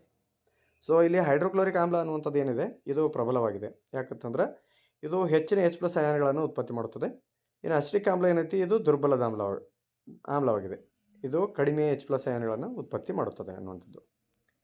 ಇನ್ನು ಅದೇ ರೀತಿಯಾಗಿ ಅಥವಾ ಪ್ರಶ್ನೆ ಕೇಳಲಾಗಿದೆ, ಒಂದು ಪ್ರಮಾಣದಲ್ಲಿ ಬಟ್ಟಿ ಇಳಿಸಿದ ನೀರು ಮತ್ತು ಉಳಿದೆರಡು ಪ್ರಮಾಣಗಳು ಆಮ್ಲೀಯ ಮತ್ತು ಪ್ರತ್ಯಾಮ್ಲೀಯ ದ್ರಾವಣಗಳನ್ನು ಹೊಂದಿವೆ.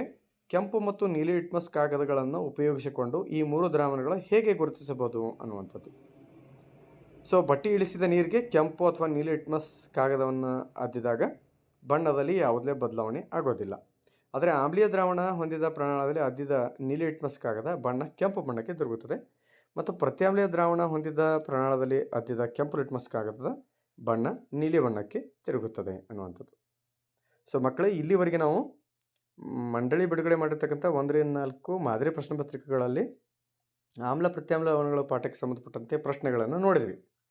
ಸೊ ಇದರ ಆಧಾರದ ಮೇಲೆ ನಾವು ಏನು ಕನ್ಕ್ಲೂಷನ್ ಬರ್ಬೋದು, ನಿರ್ಣಯಕ್ಕೆ ಬರ್ಬೋದು ಅಂತಂದ್ರೆ, ಸೊ ಈ ಪಾಠದಲ್ಲಿ pH ವ್ಯಾಲ್ಯೂ ಅಥವಾ pH ಪೇಪರ್ ಅಥವಾ pHದೇನು ಮಾಹಿತಿ ಇದೆ ಅದಕ್ಕೆ ಸಂಬಂಧಪಟ್ಟಂತೆ ಪ್ರಶ್ನೆಗಳನ್ನು ಜಾಸ್ತಿಯಾಗಿ ಕೇಳಲಾಗಿದೆ. ಅಂದರೆ H+ ಅಯಾನುಗಳು ಯಾವಾಗ ಎಲ್ಲಿ ಹೆಚ್ಚಿರ್ತಾವ, OH- ಅಯಾನುಗಳು ಹೆಚ್ಚು ಎಲ್ಲಿರ್ತಾವ, 7ಕ್ಕಿಂತ ಕಡಿಮೆ ಇತ್ತಪ್ಪ pH ವ್ಯಾಲ್ಯೂ ಅಂದರೆ ಏನು, 7ಕ್ಕಿಂತ ಹೆಚ್ಚಿತ್ತಂದ್ರೆ pH ವ್ಯಾಲ್ಯೂ ಏನಾಗ್ತದೆ, ಅದು ಆಮ್ಲನೋ ಪ್ರತ್ಯಾಮ್ಲನೋ, ಇಂಥ ಪ್ರಶ್ನೆ pHಗೆ ಸಂಬಂಧಪಟ್ಟಂಥದ್ದು. ಹೈಡ್ರೋಜನ್ ಅಯಾನ್ ಕಾನ್ಸಂಟ್ರೇಷನ್ ಮೇಲೆ ಜಾಸ್ತಿ ಕ್ವೆಶನ್ಸ್ ಕೇಳಲಾಗಿದೆ. ಮತ್ತು ಅದೇ ರೀತಿಯಾಗಿ ಲವಣಗಳಿಗೆ ಸಂಬಂಧಪಟ್ಟಂತೆ ಜಾಸ್ತಿ ಪ್ರಶ್ನೆಗಳನ್ನು ಕೇಳಲಾಗಿದೆ. ಈ ಲವಣಗಳು ಕಾನ್ಸೆಪ್ಟ್ಸ್ದೊಳಗೆ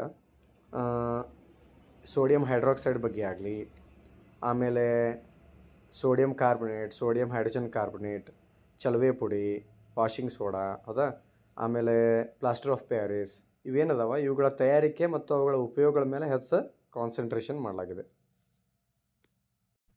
ಸೊ ಇದರ ಆಧಾರದ ಮೇಲೆ ನನ್ನ ಅನಿಸಿಕೆ ಪ್ರಕಾರ ಈ ಪಾಠದಲ್ಲಿ ಲವಣಗಳು ಕಾನ್ಸೆಪ್ಟ್ಗೆ ಸಂಬಂಧಪಟ್ಟಂಥ ಲವಣಗಳು ಅನ್ನುವಂಥ ಪರಿಕಲ್ಪನೆ ಇದೆ. ಅದರ ಅಂಡರ್ದಲ್ಲಿ ಬರ್ತಕ್ಕಂತಹ ಈ ಲವಣಗಳ ತಯಾರಿಕೆ ಆಗಲಿ ಮತ್ತು ಅವುಗಳ ಉಪಯೋಗಗಳಾಗಲಿ ಇವುಗಳ ಮೇಲೆ ಗ್ಯಾರಂಟಿ ಕ್ವಶನ್ಸ್ ಆ್ಯನ್ಯುವಲ್ ಎಕ್ಸಾಮ್ದಾಗ ಬರೋ ಸಾಧ್ಯತೆ ಇದೆ. ಮತ್ತು ಅದರ ಜೊತೆಗೆ pH ವ್ಯಾಲ್ಯೂ ಮೇಲೂ ಸಹ ಕ್ವಶನ್ ಬರುವಂಥ ಸಾಧ್ಯತೆ ಇದೆ. ಎಕ್ಸಾಮ್ದಾಗ ಹೆಂಗೆ ಕೇಳ್ತಾರಪ್ಪ ಈ pH ವ್ಯಾಲ್ಯೂ ಮೇಲೆ ಕ್ವಶನ್ ಅಂತಂದ್ರೆ, 4 ದ್ರಾವಣಗಳು ABCD ಅದಾವ, ಅವುಗಳ pH ಮೌಲ್ಯಗಳು ಕ್ರಮವಾಗಿ 2, 4, 6, 8 ಈ ರೀತಿ pH ವ್ಯಾಲ್ಯೂ ಇದೆ. ಇವುಗಳಲ್ಲಿ ಅತಿ ಹೆಚ್ಚು ಆಮ್ಲೀಯ ಯಾವುದು, ಅತಿ ಕಡಿಮೆ ಆಮ್ಲೀಯ ಯಾವುದು, ಪ್ರತ್ಯಾಮ್ಲೀಯ ಯಾವುದು ಅತಿ ಹೆಚ್ಚಿಂದೈತಿ, ಕಡಿಮೆ ಪ್ರತ್ಯಾಮ್ಲೀಯ ಯಾವುದೈತಿ, ಆಮೇಲೆ ಇನ್ನೊಂದು ಇದ್ರ ಮೇಲೆ ಇನ್ನೊಂದು ಏನು ಕಾನ್ಸೆಪ್ಟ್ ಕೇಳ್ತಾರಪ್ಪ ಅಂದರೆ H+ ಅಯಾನ್ಸ್ ಜಾಸ್ತಿ ಅದ್ರೊಳಗದಾವ, OH- ಅಯಾನ್ಸ್ ಜಾಸ್ತಿ ಅದ್ರೊಳಗದಾವ. ಇಂಥ ಪ್ರಶ್ನೆಗಳನ್ನು ಸಾಮಾನ್ಯವಾಗಿ ಈ ಪಾಠದಲ್ಲಿ ಕೇಳುವಂಥ ಸಾಧ್ಯತೆ ಇರ್ತದೆ. ಮತ್ತು ಅದರ ಜೊತೆಗೆ ಈ ಆಮ್ಲಕ್ಕೆ ನೀರನ್ನು ಸೇರಿಸ್ಬೇಕು, ನೀರಿಗೆ ಆಮ್ಲವನ್ನು ಸೇರಿಸ್ಬೇಕು, ಇಂತಹ ಕಾನ್ಸೆಪ್ಟ್ಸ್ ಮೇಲೂ ಸಹ ಕ್ವಶನ್ಸ್ಗಳನ್ನು ಕೇಳುವಂತಹ ಸಾಧ್ಯತೆ ಇರ್ತದೆ. ಆದ್ದರಿಂದ ಮಕ್ಕಳು ಈ ಪಾಠದಲ್ಲಿ ಈ ವಿಷಯಗಳ ಮೇಲೆ ಹೆಚ್ಚು ಕಾನ್ಸಂಟ್ರೇಷನ್ ಮಾಡಬೇಕು. ಸೊ ಮುಂದುವರಿಯೋಣ. ಮುಂದಿನ ಪಾಠ ಲೋಹಗಳು ಮತ್ತು ಅಲೋಹಗಳು. ಸೊ ಲೋಹಗಳು ಮತ್ತು ಅಲೋಹಗಳು ಪಾಠಕ್ಕೆ ಸಂಬಂಧಿಸಿದಂತೆ ಮಾದರಿ ಪ್ರಶ್ನೆ ಪತ್ರಿಕೆ 1ರಲ್ಲಿ ಕೇಳಿರ್ತಕ್ಕಂಥ ಪ್ರಶ್ನೆಗಳನ್ನು ನೋಡೋಣ. ಲೋಹದ ಮೇಲೆ ಹಬೆಯ ವರ್ತನೆಯನ್ನು ತೋರಿಸಲು ಉಪಯೋಗಿಸುವ ಉಪಕರಣಗಳ ಜೋಡಣೆ ಚಿತ್ರ ಬರೆಯಿರಿ. ಈ ಕೆಳಗಿನ ಭಾಗಗಳನ್ನು ಬರೆಯಿರಿ ಅನ್ನುವಂಥ ಗುರುತಿಸಿ ಅನ್ನುವಂಥದ್ದು ಚಿತ್ರವನ್ನು ಗಮನಿಸ್ತಾ ಇದ್ದೀರಿ. ಪ್ರಾಕ್ಟೀಸ್ ಮಾಡಬೇಕ್ರಿ ಇದನ್ನು ಜಾಸ್ತಿಯಾಗಿ. ಮುಂದಿನ ಪ್ರಶ್ನೆ, ಸಲ್ಫೈಡ್ ಅದರಿನಿಂದ ಸತುವಿನ ಉದಾಹರಣೆಯನ್ನು ವಿವರಿಸಿ ಅನ್ನುವಂಥದ್ದು. ಹುರುವಿಕೆ ವಿಧಾನದಿಂದ ಸತುವಿನ ಸಲ್ಫೈಡ್ ಅದರುಗಳನ್ನು ಅಧಿಕ ಪ್ರಮಾಣದ ಗಾಳಿಯಲ್ಲಿ ಹೆಚ್ಚಿನ ಉಷ್ಣತೆಯಲ್ಲಿ ಕಾಸಿ ಆಕ್ಸೈಡ್ಗಳನ್ನಾಗಿ ಪರಿವರ್ತಿಸಲಾಗುತ್ತದೆ.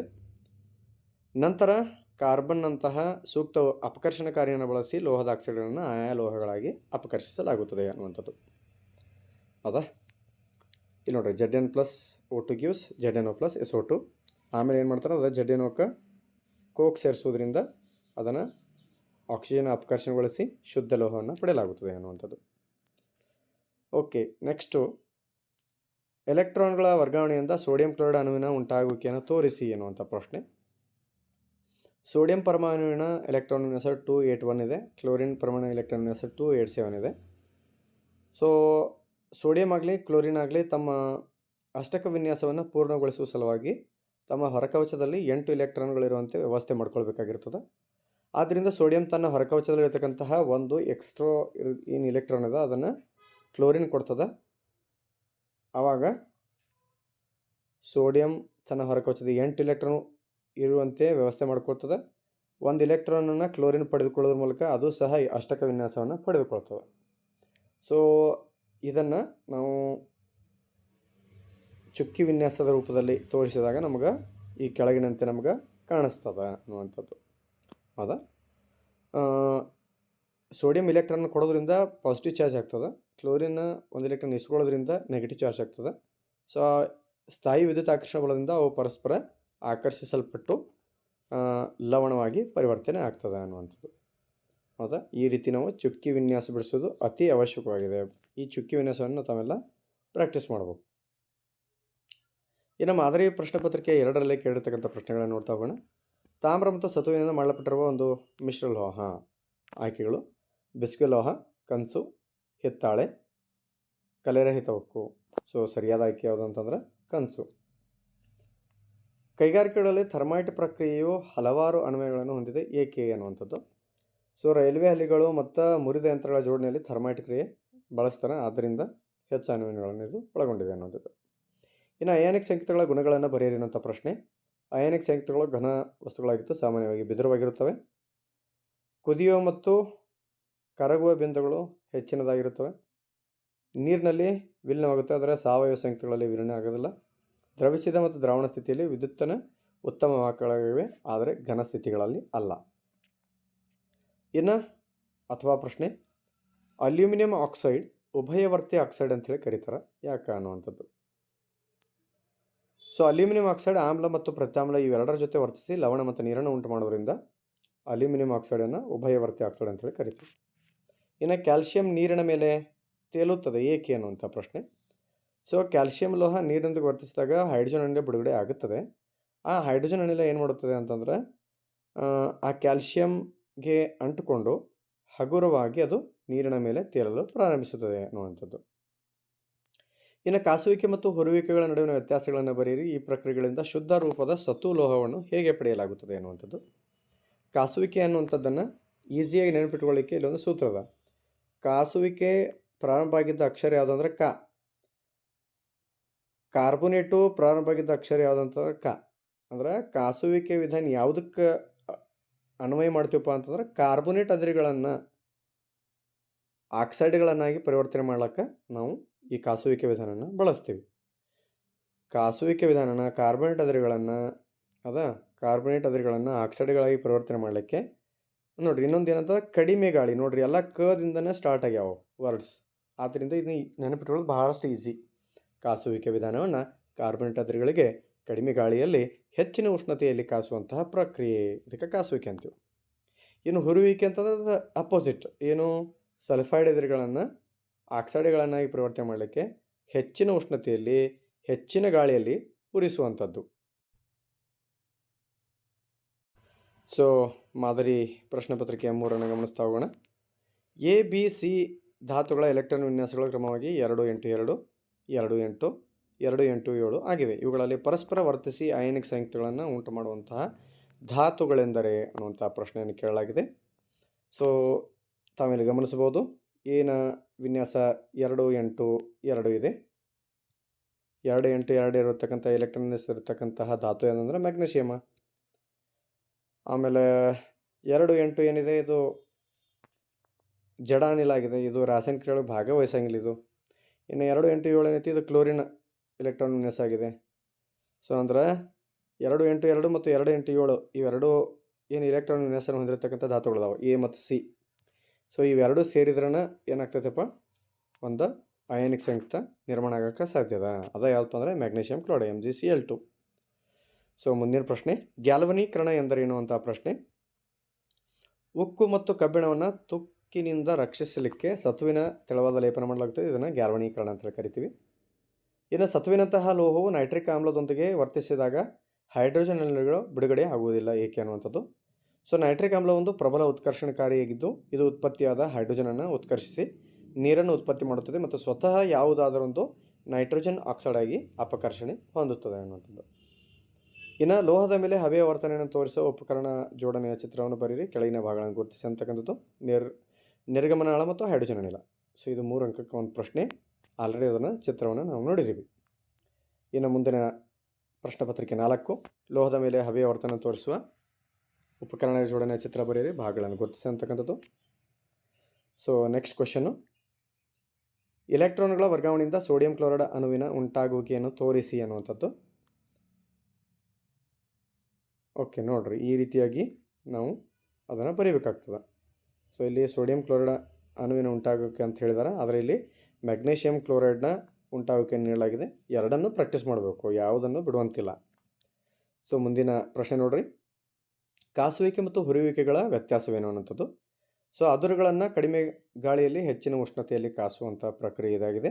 ಹುರಿಯುವಿಕೆ ಅನ್ನುವಂಥದ್ದು ಅದಿರುಗಳನ್ನು ಅಧಿಕ ಪ್ರಮಾಣದ ಗಾಳಿಯಲ್ಲಿ ಹೆಚ್ಚಿನ ಉಷ್ಣತೆಗೆ ಕಾಸ್ತಕ್ಕಂಥ ಪ್ರಕ್ರಿಯೆ ಆಗಿದೆ. ಇನ್ನು ಬೆಸುಗೆ ಲೋಹದ ಮೇಲೆ ಲೋಹದಲ್ಲಿರುವ ಘಟಕ ಲೋಹಗಳು ಯಾವುವು? ವಿದ್ಯುತ್ ತಂತಿಗಳನ್ನು ಸೇರಿಸಲು ಬೆಸುಗೆ ಲೋಹವನ್ನು ಏಕೆ ಬಳಸಲಾಗುತ್ತದೆ ಅನ್ನುವಂಥ ಪ್ರಶ್ನೆ. ಬೆಸುಗೆ ಲೋಹ ಸೀಸ ಮತ್ತು ತವರದ ಮಿಶ್ರಣ ಲೋಹವಾಗಿದ್ದು ಇದು ಕಡಿಮೆ ದ್ರವಣ ಬಿಂದು ಹೊಂದಿರುವುದರಿಂದ ಇದನ್ನು ವಿದ್ಯುತ್ ತಂತಿಗಳನ್ನು ಬೆಸೆಯಲು ಬಳಸುವರು ಅನ್ನೋಂಥದ್ದು. ಸೊ ಮಕ್ಕಳೇ, ಇಲ್ಲಿವರೆಗೆ ನಾವು ಲೋಹಗಳು ಮತ್ತು ಅಲೋಹಗಳ ಪಾಠದಲ್ಲಿ ಬರತಕ್ಕಂತಹ ಮಾದರಿ ಪ್ರಶ್ನೆ ಪತ್ರಿಕೆ 1ರಿಂದ 4ರಲ್ಲಿ ಕೇಳಿರ್ತಕ್ಕಂಥ ಪ್ರಶ್ನೆಗಳನ್ನು ನೋಡಿದ್ವಿ. ಸೊ ಇವುಗಳ ಆಧಾರದ ಮೇಲೂ ಸಹ ನಾವು ಒಂದು ಅನಲೈಸಿಸ್ ಮಾಡಿದಾಗ, ಒಂದು ವಿಶ್ಲೇಷಣೆ ಮಾಡಿದಾಗ ನಮಗೆ ತಿಳಿದು ಬರ್ತಕ್ಕಂಥ ಅಂಶ ಏನಂತಂದರೆ, ಲೋಹ ಮತ್ತು ಅಲೋಹಗಳ ಪಾಠದಲ್ಲಿ ಅವ್ರು ಕಾನ್ಸಂಟ್ರೇಷನ್ ಮಾಡಿರ್ತಕ್ಕಂತಹ ಅಂಶಗಳೇನಂತಂದ್ರೆ ಚುಕ್ಕಿ ವಿನ್ಯಾಸಗಳು, ಸೋಡಿಯಂ ಕ್ಲೋರೈಡ್ ಮತ್ತು ಮ್ಯಾಗ್ನೀಷಿಯಂ ಕ್ಲೋರೈಡ್ಗಳ ಉಂಟಾಗುವಿಕೆಯ ಚುಕ್ಕಿ ರಚನೆಯ ಬಗ್ಗೆ ಈ ಒಂದು ಪ್ರಶ್ನೆ ಪತ್ರಿಕೆಗಳಲ್ಲಿ ಜಾಸ್ತಿಯಾಗಿ ಕೇಳಲಾಗಿದೆ. ಅದರ ಜೊತೆಗೆ ಅಯಾನಿಕ್ ಸಂಯುಕ್ತಗಳ ಬಗ್ಗೆ ಜಾಸ್ತಿ ಕೇಳಲಾಗಿದೆ. ಅಯಾನಿಕ್ ಸಂಯುಕ್ತಗಳ ಗುಣಗಳ ಬಗ್ಗೆ ಜಾಸ್ತಿ ಕೇಳಲಾಗಿದೆ. ಆ ಗುಣಗಳಲ್ಲಿ ಬರ್ತಕ್ಕಂಥ ಸಬ್ ಪಾಯಿಂಟ್ಸ್ ಏನಿವೆ ಅವುಗಳನ್ನು ಜಾಸ್ತಿಯಾಗಿ ನಾವು ಮನನ ಮಾಡಿಕೊಳ್ಳಬೇಕು. ಅದರಲ್ಲಿ ಇರ್ತಕ್ಕಂತಹ ಸಣ್ಣ ಪುಟ್ಟ ಪ್ರಶ್ನೆಗಳನ್ನು ಸಹ ಕೇಳುವಂತಹ ಸಾಧ್ಯತೆಗಳು ಇದರಲ್ಲಿ ಇರುತ್ತವೆ. ಇನ್ನು ಈ ಲೋಹಗಳ ಉದ್ಧರಣೆ ಐತಲ್ಲ, ಆ ಕಾನ್ಸೆಪ್ಟಿಗೆ ಸಂಬಂಧಪಟ್ಟಂತೆ ಕ್ರಿಯಾಶೀಲತೆ ಸರಣಿಯಲ್ಲಿ ಮೇಲ್ಭಾಗದಲ್ಲಿರುವ, ಮಧ್ಯಭಾಗದಲ್ಲಿರುವ, ಕೆಳಭಾಗದಲ್ಲಿರುವ ಲೋಹಗಳನ್ನು ಉದ್ಧರಣೆ ಮಾಡುವಂತಹ ಏನು ವಿಧಾನಗಳಿವೆ ಅವುಗಳ ಮೇಲೂ ಸಹ ಹೆಚ್ಚಿಗೆ ಇದನ್ನು ಕಾನ್ಸಂಟ್ರೇಷನ್ ಮಾಡಲಾಗಿದೆ. ಥರ್ಮೈಟ್ ಕ್ರಿಯೆಯ ಮೇಲೆ ಹೆಚ್ಚು ಕಾನ್ಸಂಟ್ರೇಷನ್ ಮಾಡಲಾಗಿದೆ. ಈ ಕಾಸುವಿಕೆ ಮತ್ತು ಹುರಿಯುವಿಕೆ ವಿಧಾನಗಳಿಗೆ ಏನು ಸಂಬಂಧಪಟ್ಟಂಥ ಪ್ರಶ್ನೆಗಳಿದಾವೆ ನೋಡ್ರಿ, ಇವುಗಳ ಮೇಲೆ ಹೆಚ್ಚಿಗೆ ಅವರು ಪ್ರಶ್ನೆಗಳನ್ನು ಕೇಳಿದ್ದಾರೆ. ಸೊ ಇದರ ಆಧಾರದ ಮೇಲೆ ನಾವು ನಮ್ಮ ವಾರ್ಷಿಕ ಪರೀಕ್ಷೆಯ ಮತ್ತು ಪೂರ್ವ ಸಿದ್ಧತಾ ಪರೀಕ್ಷೆಯ ತಯಾರಿ ಯಾವ ರೀತಿ ಇರ್ಬೋದು ಅನ್ನೋದನ್ನು ತಾವು ಈಗಲೇ ನೀವು ಪ್ಲ್ಯಾನ್ ಮಾಡ್ಕೋಬೇಕು, ಹೌದಾ? ಮತ್ತು ಅದರ ಜೊತೆಗೆ ಇನ್ನೊಂದಷ್ಟು ಅಂಶಗಳನ್ನು ಕೇಳಲಾಗಿದೆ ಇದರಲ್ಲಿ. ಏನು ಅಂತಂದ್ರೆ ಮಿಶ್ರ ಲೋಹಗಳು ಮತ್ತು ಅವುಗಳ ಘಟಕಗಳ ಬಗ್ಗೆ ಕೇಳಲಾಗಿದೆ. ಆಮೇಲೆ ತುಕ್ಕು ಹಿಡಿಯುವಿಕೆಗೆ ಸಂಬಂಧಪಟ್ಟಂಥ ಪ್ರಶ್ನೆಗಳನ್ನು ಜಾಸ್ತಿ ಕೇಳಲಾಗಿದೆ. ಸಂಸ್ಕರಣ ಮತ್ತು ಬೇರೆ ಬೇರೆ ಲೋಹಗಳನ್ನು ಸಂಸ್ಕರಣದಿಂದ ತಡೆಗಟ್ಟಲಿಕ್ಕೆ ನೀವು ಏನೇನು ಕ್ರಮಗಳನ್ನು ಕೈಗೊಳ್ತೀರಿ ಅನ್ನುವಂಥದ್ರ ಮೇಲೆ ಜಾಸ್ತಿ ಪ್ರಶ್ನೆಗಳನ್ನು ಕೇಳಲಾಗಿದೆ. ಸೊ ಮಕ್ಕಳು ಅದ್ರ ಬಗ್ಗೆ ಹೆಚ್ಚಿಗೆ ವ್ಯವಧಾನವನ್ನು ಕೇಂದ್ರೀಕರಿಸಬೇಕು. ಸೊ ರಸಾಯನಶಾಸ್ತ್ರದಲ್ಲಿ ಕೊನೆಯ ಪಾಠ ಕಾರ್ಬನ್ ಮತ್ತು ಅದರ ಸಂಯುಕ್ತಗಳು. ಈ ಪಾಠದಲ್ಲಿ ಬಂದಿರತಕ್ಕಂತಹ ಪ್ರಶ್ನೆಗಳನ್ನು ನೋಡ್ತಾ ಹೋಗೋಣ. ಮೊದಲೇ ಪ್ರಶ್ನೆ ಪತ್ರಿಕೆ ಮಾದರಿ ಪ್ರಶ್ನೆ ಪತ್ರಿಕೆ 1, ಆಲ್ಕಿನ್ನ 5ನೆಯ ಸದಸ್ಯನ ಅಣುವಿನಲ್ಲಿರುವ ಕಾರ್ಬನ್ ಮತ್ತು ಹೈಡ್ರೋಜನ್ ಪರಮಾಣುಗಳ ಸಂಖ್ಯೆಯನ್ನು ಬರೆಯಿರಿ ಅನ್ನುವಂಥದ್ದು. 5 ಮತ್ತು 10, 5 ಮತ್ತು 12, 6, 12, 6 ಮತ್ತು 6 ಇವು ಆಯ್ಕೆಗಳು. ಸೊ ಇಲ್ಲಿ ತಾವು ಗಮನಿಸಬೇಕು, ಆಲ್ಕಿನ್ ಇದು ಇದರ ಪ್ರಥಮ ಸದಸ್ಯತೆ ಯಾವುದಪ್ಪ ಅಂತಂದ್ರೆ ಈಥೀನ್ನೇ ಇದರ ಪ್ರಥಮ ಸದಸ್ಯ ಇರ್ತದೆ. ಹಾಗಾದ್ರೆ 5ನೇ ಸದಸ್ಯ ಯಾವುದು ಅಂತನ್ನೋದನ್ನು ನಾವು ಮೊದಲ ವಿಚಾರ ಮಾಡಬೇಕು. ಸೊ ಈಥೀನ್ ಮೊದಲನೇ ಸದಸ್ಯ, ಪ್ರೋಪೀನ್, ಬ್ಯೂಟಿನ್, ಪೆಂಟಿನ್, ಹೆಕ್ಸೀನ್ ಏನಪ್ಪ ಅಂತಂದ್ರೆ 5ನೇ ಸದಸ್ಯ. ಸೊ ಹಾಗಾದ್ರೆ ಹೆಕ್ಸೀನ್ 5ನೇ ಸದಸ್ಯ ಅಂತಂದಾಗ ಹೆಕ್ಸ್ ಅಂತಂದರೆ 6. ಸೊ 6 ಕಾರ್ಬನ್ ಇರ್ತಾವೆ ಇದರಲ್ಲಿ. So 6 carbon. ಸೊ ಅಲ್ಕಿನ್ನ ಸಾಮಾನ್ಯ ಅಣುಸೂತ್ರವನ್ನು ನೋಡಿದಾಗ CnH2n ಇರುತ್ತೆ. ಸೊ ಎನ್ ಎಷ್ಟಿರುತ್ತೆ, ಸಿನ ಪರಮಾಣುಗಳು ಎಷ್ಟಿರುತ್ತೆ ಆದರೆ ಡಬಲ್ ಏನಿರುತ್ತೆ ಅಂದರೆ ಹೈಡ್ರೋಜನ್ ಪರಮಾಣು ಇರುತ್ತೆ. ಸೊ ಆದ್ದರಿಂದ ಸರಿಯಾದ ಆಯ್ಕೆ ಏನಂತಂದ್ರೆ 6 ಮತ್ತು 12. ಮುಂದಿನ ಪ್ರಶ್ನೆ, ಕಾರ್ಬನ್ ಇತರೆ ಕಾರ್ಬನ್ ಪರಮಾಣುಗಳೊಂದಿಗೆ ಬಂಧವನ್ನು ಏರ್ಪಡಿಸಿಕೊಂಡು ಬೃಹತ್ ಅಣುಗಳನ್ನು ಕೊಡುವ ಕಾರ್ಬನ್ನ ಗುಣವನ್ನು ತಿಳಿಸ್ರಿ ಎನ್ನುವಂಥದ್ದು. ಸೊ ಸರಿಯಾದ ಆಯ್ಕೆ ಯಾವುದಂತಂದ್ರೆ ಕೆಟ್ನೀಕರಣ. ಎಥೆನಾಲನ್ನು ಎಥೆನೋಯಿಕ್ ಆಮ್ಲವಾಗಿ ಪರಿವರ್ತಿಸುವುದು ಉತ್ಕರ್ಷಣ ಕ್ರಿಯೆ ಏಕೆ ಪ್ರಶ್ನೆ. ಎಥೆನಾಲ್ಗೆ ಕೆಲವು ಉತ್ಕರ್ಷಣಕಾರಿ ಬಳಸಿ ಆಕ್ಸಿಜನ್ ಸೇರಿಸಿದಾಗ ಎಥೆನೋಯಿಕ್ ಆಮ್ಲ ಉತ್ಪತ್ತಿ ಆಗುತ್ತೆ. ಆದ್ದರಿಂದ ಇದೊಂದು ಉತ್ಕರ್ಷಣ ಕ್ರಿಯೆ ಅನ್ನುವಂಥದ್ದು. ಅಂದರೆ ಉತ್ಕರ್ಷಣಕಾರಿ ಅಂತಂದ್ರೆ ಆಕ್ಸಿಜನ್ ಸೇರಿಸೋದ್ರಿಂದ ನಡೀತಕ್ಕಂಥ ಕ್ರಿಯೆ, ಆದ್ದರಿಂದ ಉತ್ಕರ್ಷಣ ಕ್ರಿಯೆ ಅಂತ ಕರಿತೀವಿ. ಮುಂದಿನ ಪ್ರಶ್ನೆ, ರಚನಾ ಸಮಂಗಿಗಳು ಎಂದರೇನು? ಬ್ಯೂಟೇನ್ನ ರಚನಾ ಸಮಂಗಿಗಳನ್ನು ಬರೆಯಿರಿ ಅನ್ನುವಂಥದ್ದು. ಒಂದೇ ಅಣುಸೂತ್ರ ಆದರೆ ವಿಭಿನ್ನ ರಚನೆ ಹೊಂದಿರುವಂತಹ ಸಂಯುಕ್ತಗಳಿಗೆ ರಚನಾ ಸಮಂಗಿಗಳಂತ ಕರಿತೀವಿ. ಇದು ಎನ್ ಬ್ಯೂಟೇನ್ ಅಂದ್ರೆ ನಾರ್ಮಲ್ ಬ್ಯೂಟೇನ್, ಇದು ಐಸೋಬ್ಯೂಟೇನ್. ಇವು ರಚನಾ ಸಮಯಗಳು. ಅಣುಸೂತ್ರ ಒಂದೇ, ಅದರ ರಚನಾ ಸೂತ್ರಗಳು ಬೇರೆ ಬೇರೆ. ಇನ್ನು ಕ್ರಿಯಾಗುಂಪು ಎಂದರೇನು? ಪ್ರೊಪೆನಾಲ್ ಮತ್ತು ಪ್ರೊಪೆನಾಲ್ ಇವುಗಳಲ್ಲೇ ಕ್ರಿಯಾಗುಂಪುಗಳನ್ನು ಹೆಸರಿಸಿ ಅನ್ನುವಂಥದ್ದು. ಕಾರ್ಬನ್ ಸಂಯುಕ್ತಗಳನ್ನು ಹೈಡ್ರೋಜನ್ ಪರಮಾಣು ಅಥವಾ ಪರಮಾಣುಗಳನ್ನು ಸ್ಥಾನಪಲ್ಲಟಗೊಳಿಸಿ ಅವುಗಳಲ್ಲಿ ವಿಶಿಷ್ಟ ಗುಣಗಳನ್ನು ತರಲು ಕಾರಣ ಆಗ್ತಕ್ಕಂತಹ ಪರಮಾಣು ಅಥವಾ ಪರಮಾಣುಗಳ ಗುಂಪನ್ನು ಅಥವಾ ವಿಭಿನ್ನ ಜಾತಿಯ ಪರಮಾಣುಗಳ ಗುಂಪನ್ನು ಕ್ರಿಯಾಗುಂಪು ಅಂತ ಹೇಳಿ ಕರಿತೀವಿ. ಪ್ರೊಪೆನಾಲ್ನ ಕ್ರಿಯಾಗುಂಪು ಹೆಸರು ಆಲ್ಡಿಹೈಡು ಮತ್ತು ಪ್ರೊಪೆನಾಲ್ನ ಕ್ರಿಯಾಗುಂಪಿನ ಹೆಸರು ಆಲ್ಕೋಹಾಲ್. ಮುಂದಿನ ಪ್ರಶ್ನೆ, ಪರ್ಯಾಪ್ತ ಮತ್ತು ಅಪರ್ಯಾಪ್ತ ಹೈಡ್ರೋಕಾರ್ಬನ್ಗಳ ನಡುವಿನ ವ್ಯತ್ಯಾಸವನ್ನು ಬರೆಯಿರಿ ಅಂತ ಪ್ರಶ್ನೆ. ಪರ್ಯಾಪ್ತ ಹೈಡ್ರೋಕಾರ್ಬನ್ಗಳು 2 ಕಾರ್ಬನ್ ಪರಮಾಣು ನಡುವೆ ಏಕಬಂಧ ಇರುತ್ತೆ. ಇನ್ನು ಅಪರ್ಯಾಪ್ತ ಕಾರ್ಬನ್ ಸಂಯುಕ್ತಗಳಲ್ಲಿ 2 ಪರಮಾಣುಗಳ ಮಧ್ಯೆ ದ್ವಿಬಂಧ ಅಥವಾ ತ್ರಿಬಂಧ ಇರುತ್ತೆ. ಪರ್ಯಾಪ್ತ ಕಾರ್ಬನ್ ಸಂಯುಕ್ತಗಳು ಕಡಿಮೆ ಕ್ರಿಯಾಶೀಲವಾಗಿದ್ದರೆ ಅಪರ್ಯಾಪ್ತ ಕಾರ್ಬನ್ ಸಂಯುಕ್ತಗಳು ಹೆಚ್ಚು ಕ್ರಿಯಾಶೀಲವಾಗಿರ್ತವೆ. ಆಮೇಲೆ ದಹಿಸಿದಾಗ ಸ್ವಚ್ಛ ಜ್ವಾಲೆಯಿಂದ ಉರಿತಾವಿವ ಪರ್ಯಾಪ್ತ. ಇವು ಹಳದಿ ಅಥವಾ ಕಪ್ಪು ಬಣ್ಣದ ಜ್ವಾಲೆಯೊಂದಿಗೆ ಉರಿಯುತ್ತವೆ ಅನ್ನೋದು. ಇದು ಆದೇಶನ ಕ್ರಿಯೆಗೆ ಒಳಪಡ್ತದೆ. ಇದು ಸಂಕಲನ ಮತ್ತು ಆದೇಶನ ಕ್ರಿಯೆಗೆ ಒಳಪಡ್ತದೆ. ಇದು ಅಲ್ಕೇನ್ ಮತ್ತು ಸೈಕ್ಲೋ ಅಲ್ಕೇನ್ ಎಕ್ಸಾಂಪಲ್ಸ್ ಆದರೆ, ಇದು ಅಲ್ಕೀನ, ಅಲ್ಕೈನ, ಬೆಂಜಿನ್ ಇವೆಲ್ಲ ಏನಪ್ಪ ಅಂದರೆ ಅಪರ್ಯಾಪ್ತ ಹೈಡ್ರೋಕಾರ್ಬನ್ ಉದಾಹರಣೆಗಳು. ಇನ್ನು ಮಾದರಿ ಪ್ರಶ್ನೆ ಪತ್ರಿಕೆ 2ರಲ್ಲಿ ಕೇಳ್ತಕ್ಕಂಥ ಪ್ರಶ್ನೆಗಳನ್ನು ನೋಡ್ತಾ ಹೋಗೋಣ. ಒಂದು ಅಣುರೂಪ ಶ್ರೇಣಿಯಲ್ಲಿರುವ ಹೈಡ್ರೋಜನ್ ಗುಂಪಿನ ಮೊದಲ ಸದಸ್ಯನ ಅಣುಸೂತ್ರ C2H4. ಆದರೆ 5ನೇ ಸದಸ್ಯ ಅಣುಸೂತ್ರವನ್ನು ಕಂಡುಹಿಡಿಯಿರಿ ಅನ್ನುವಂಥದ್ದು. ಮೊದಲನೇ ಸದಸ್ಯ ಏನು? C2H4. ಸೊ 5ನೇ ಸದಸ್ಯನ ಅಣುಸೂತ್ರವನ್ನು ಇಲ್ಲಿ ಕೇಳಲಾಗಿದೆ. C2H4 ಅನ್ನತಕ್ಕಂಥದ್ದು ಮೊದಲನೇ ಸದಸ್ಯ ಆಗಿದ್ದು, 5ನೇ ಸದಸ್ಯವನ್ನು ನೋಡಿದಾಗ propene, ethene, propene, butene, pentene, hexene. So ಇಲ್ಲಿ ಸಹ ಈಗ ಆಲ್ರೆಡಿ ಮಾದರಿ ಪ್ರಶ್ನೆ ಪತ್ರಿಕೆ 1ರಲ್ಲಿ ಕೇಳ್ತಕ್ಕಂಥ ಪ್ರಶ್ನೆಗಳೇ ಇದಾಗಿದೆ. ಸೊ ಆದ್ದರಿಂದ ಇಲ್ಲಿ ಸ್ವಲ್ಪ ಇದು ಮಿಸ್ಟೇಕ್ ಆಗಿರ್ತಕ್ಕಂಥದ್ದು. ಇದು C6H12 ಆಗಬೇಕು ಅನ್ನುವಂಥದ್ದು. ಸೊ ಮುಂದಿನ ಪ್ರಶ್ನೆ, ಅಲ್ಕೈನ್ ಎಂದರೇನು? ಬೆಂಜಿನ್ ಅಣುಸೂತ್ರ ಮತ್ತು ರಚನಾ ಸೂತ್ರಗಳನ್ನು ಬರೆಯಿರಿ ಅನ್ನುವಂಥದ್ದು. ತ್ರಿಬಂಧ ಹೊಂದಿರುವ ಅಪರ್ಯಾಪ್ತ ಹೈಡ್ರೋಕಾರ್ಬನನ್ನು ಅಲ್ಕೈನ್ ಅಂತ ಹೇಳ್ಕೈತೀವಿ. ಇದರ ಸಾಮಾನ್ಯ ಅಣುಸೂತ್ರ CnH2n-2. ಸೊ ಬೆಂಜಿನ್ ಅಣುಸೂತ್ರ C6H6. ಸೊ ರಚನಾ ಸೂತ್ರವನ್ನು ತಾವು ಗಮನಿಸ್ತಾ ಇದ್ದೀರಿ. ಇದು ರಚನಾ ಸೂತ್ರ ಇಂಪಾರ್ಟೆಂಟ್ ಇದೆ. ಮುಂದಿನ ಪ್ರಶ್ನೆ, ಹೈಡ್ರೋಕಾರ್ಬನ್ಗಳಲ್ಲಿ ಆದೇಶನ ಕ್ರಿಯೆಯನ್ನು ಒಂದು ಉದಾಹರಣೆಯೊಂದಿಗೆ ವಿವರಿಸಿ ಅನ್ನುವಂಥದ್ದು. ಪರ್ಯಾಪ್ತ ಹೈಡ್ರೋಕಾರ್ಬನ್ಗಳು ಅಷ್ಟೇನು ಕ್ರಿಯಾಪಟುವಲ್ಲ, ಆದರೂ ಸಹ ಸೂರ್ಯನ ಬೆಳಕಿನ ಸಮ್ಮುಖದಲ್ಲಿ ಆದೇಶ ಕ್ರಿಯೆಗೆ ಒಳಪಡುತ್ತವೆ. ಒಂದು ಪ್ರಕಾರದ ಪರಮಾಣುಗಳು ಅಥವಾ ಪರಮಾಣು ಗುಂಪು ಇನ್ನೊಂದರ ಸ್ಥಾನಪಲ್ಲಟಗೊಳಿಸುವ ಕ್ರಿಯೆಯನ್ನು ಆದೇಶನ ಕ್ರಿಯೆ ಅಂತ ಹೇಳಿ ಕರಿತೀವಿ. ಉದಾಹರಣೆ, ಕ್ಲೋರಿನ್ ಹೈಡ್ರೋಜನ್ ಪರಮಾಣುಗಳನ್ನು ಒಂದೊಂದಾಗಿ ಸ್ಥಾನಪಲ್ಲಟಗೊಳಿಸುವುದು ಅನ್ನೋದು. CH4+Cl2 gives CH3Cl+HCl. ಇನ್ನು ಸಾಬೂನು ಸ್ವಚ್ಛಗೊಳಿಸುವ ಪ್ರಕ್ರಿಯೆಯನ್ನು ವಿವರಿಸಿ ಅನ್ನುವಂಥದ್ದು. ಸಾಬೂನಿನ ಅಣುಗಳು ಉದ್ದ ಸರಪಳಿಯ ಕಾರ್ಬಾಕ್ಸಿಲಿಕ್ ಆಮ್ಲಗಳ ಸೋಡಿಯಂ ಅಥವಾ ಪೊಟ್ಯಾಷಿಯಂ ಲವಣಗಳಾಗಿವೆ. ಸಾಬೂನಿನ ಅಯಾನಿಕ್ ತುದಿ ನೀರಿನೊಂದಿಗೆ ವರ್ತಿಸಿದರೆ ಕಾರ್ಬನ್ ಸರಪಳಿಯು ಎಣ್ಣೆಯೊಂದಿಗೆ ವರ್ತಿಸುತ್ತದೆ. ಹೀಗೆ ಸಾಬೂನಿನ ತುದಿಗಳು ಮಿಸಲ್ಗಳೆಂಬ ರಚನೆಯನ್ನು ಉಂಟುಮಾಡುತ್ತವೆ. ಸಾಬೂನಿನ ಹೈಡ್ರೋಜನ್ ತುದಿಯು ಎಣ್ಣೆಯ ಹಣಿಯ ಜೊತೆ ಅಥವಾ ಕೊಳೆಯ ಜೊತೆ ವರ್ತಿಸಿದರೆ ಅಯಾನಿಕ್ ತುದಿಯು ಹೊರಮುಖವಾಗಿದ್ದು ನೀರಿನ ಕಡೆಗೆ ಇದು ಮುಖ ಮಾಡಿರುತ್ತೆ. ಇದರಿಂದ ಎಮಲ್ಷನ್ ಅನ್ನುವಂಥದ್ದು ಉಂಟಾಗ್ತದೆ.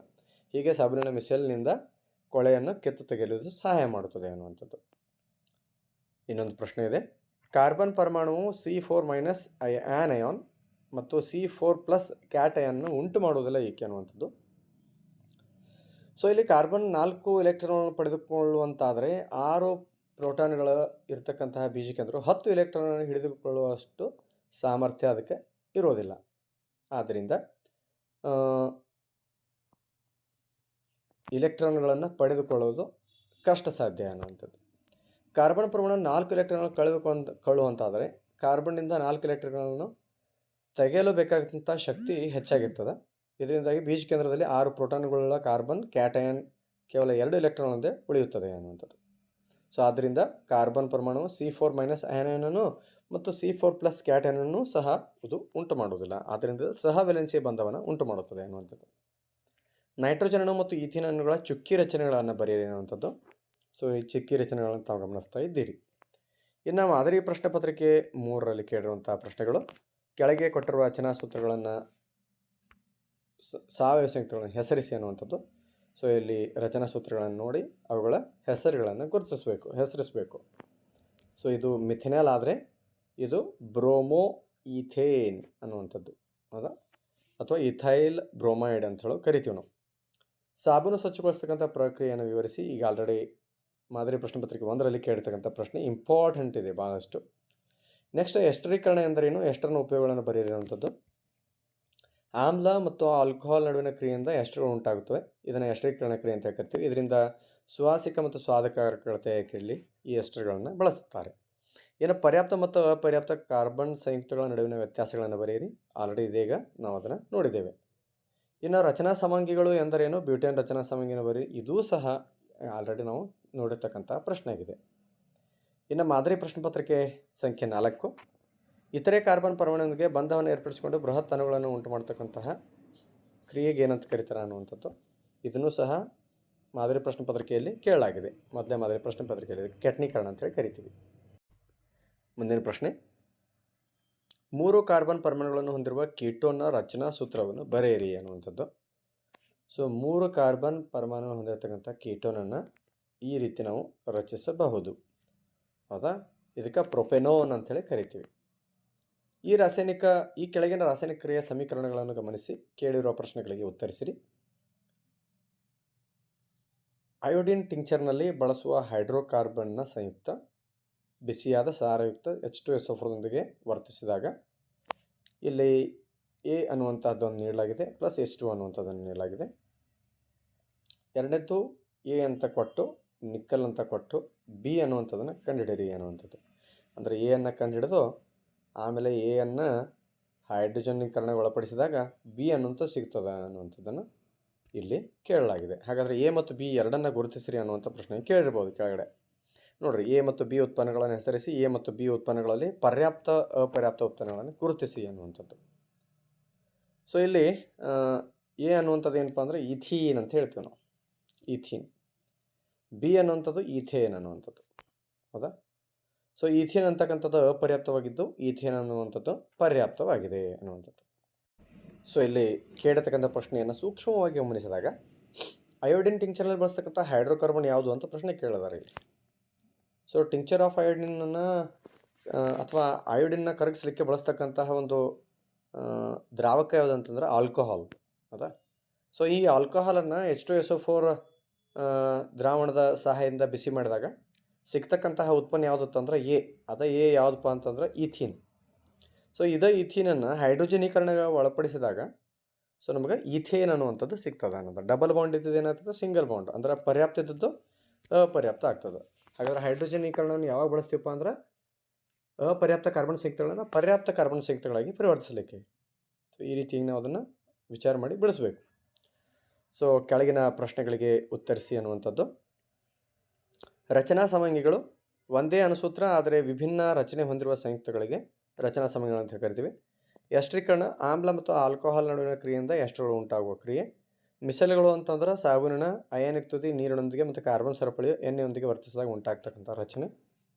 ಇನ್ನು ಅಥವಾ ಪ್ರಶ್ನೆ ಇದೆ, ಆದೇಶನ ಕ್ರಿಯೆ ಎಂದರೆ ಎನ್ನುವಂಥದ್ದು. ಸೂರ್ಯನ ಬೆಳಕಿನ ಸಮ್ಮುಖದಲ್ಲಿ ಯಾವುದಾದ್ರೂ ಒಂದು ಕಾರ್ಬನ್ ಸಂಯುಕ್ತದಲ್ಲಿನ ಹೈಡ್ರೋಜನ್ ಪರಮಾಣುಗಳು ಇತರೆ ಪರಮಾಣುಗಳಿಂದ ಸ್ಥಾನಪಲ್ಲಟಗೊಳ್ತಕ್ಕಂಥ ಕ್ರಿಯೆಗೆ ಆದೇಶನ ಕ್ರಿಯೆ ಅಂತ ಹೇಳ್ತಿರ್ತೀವಿ.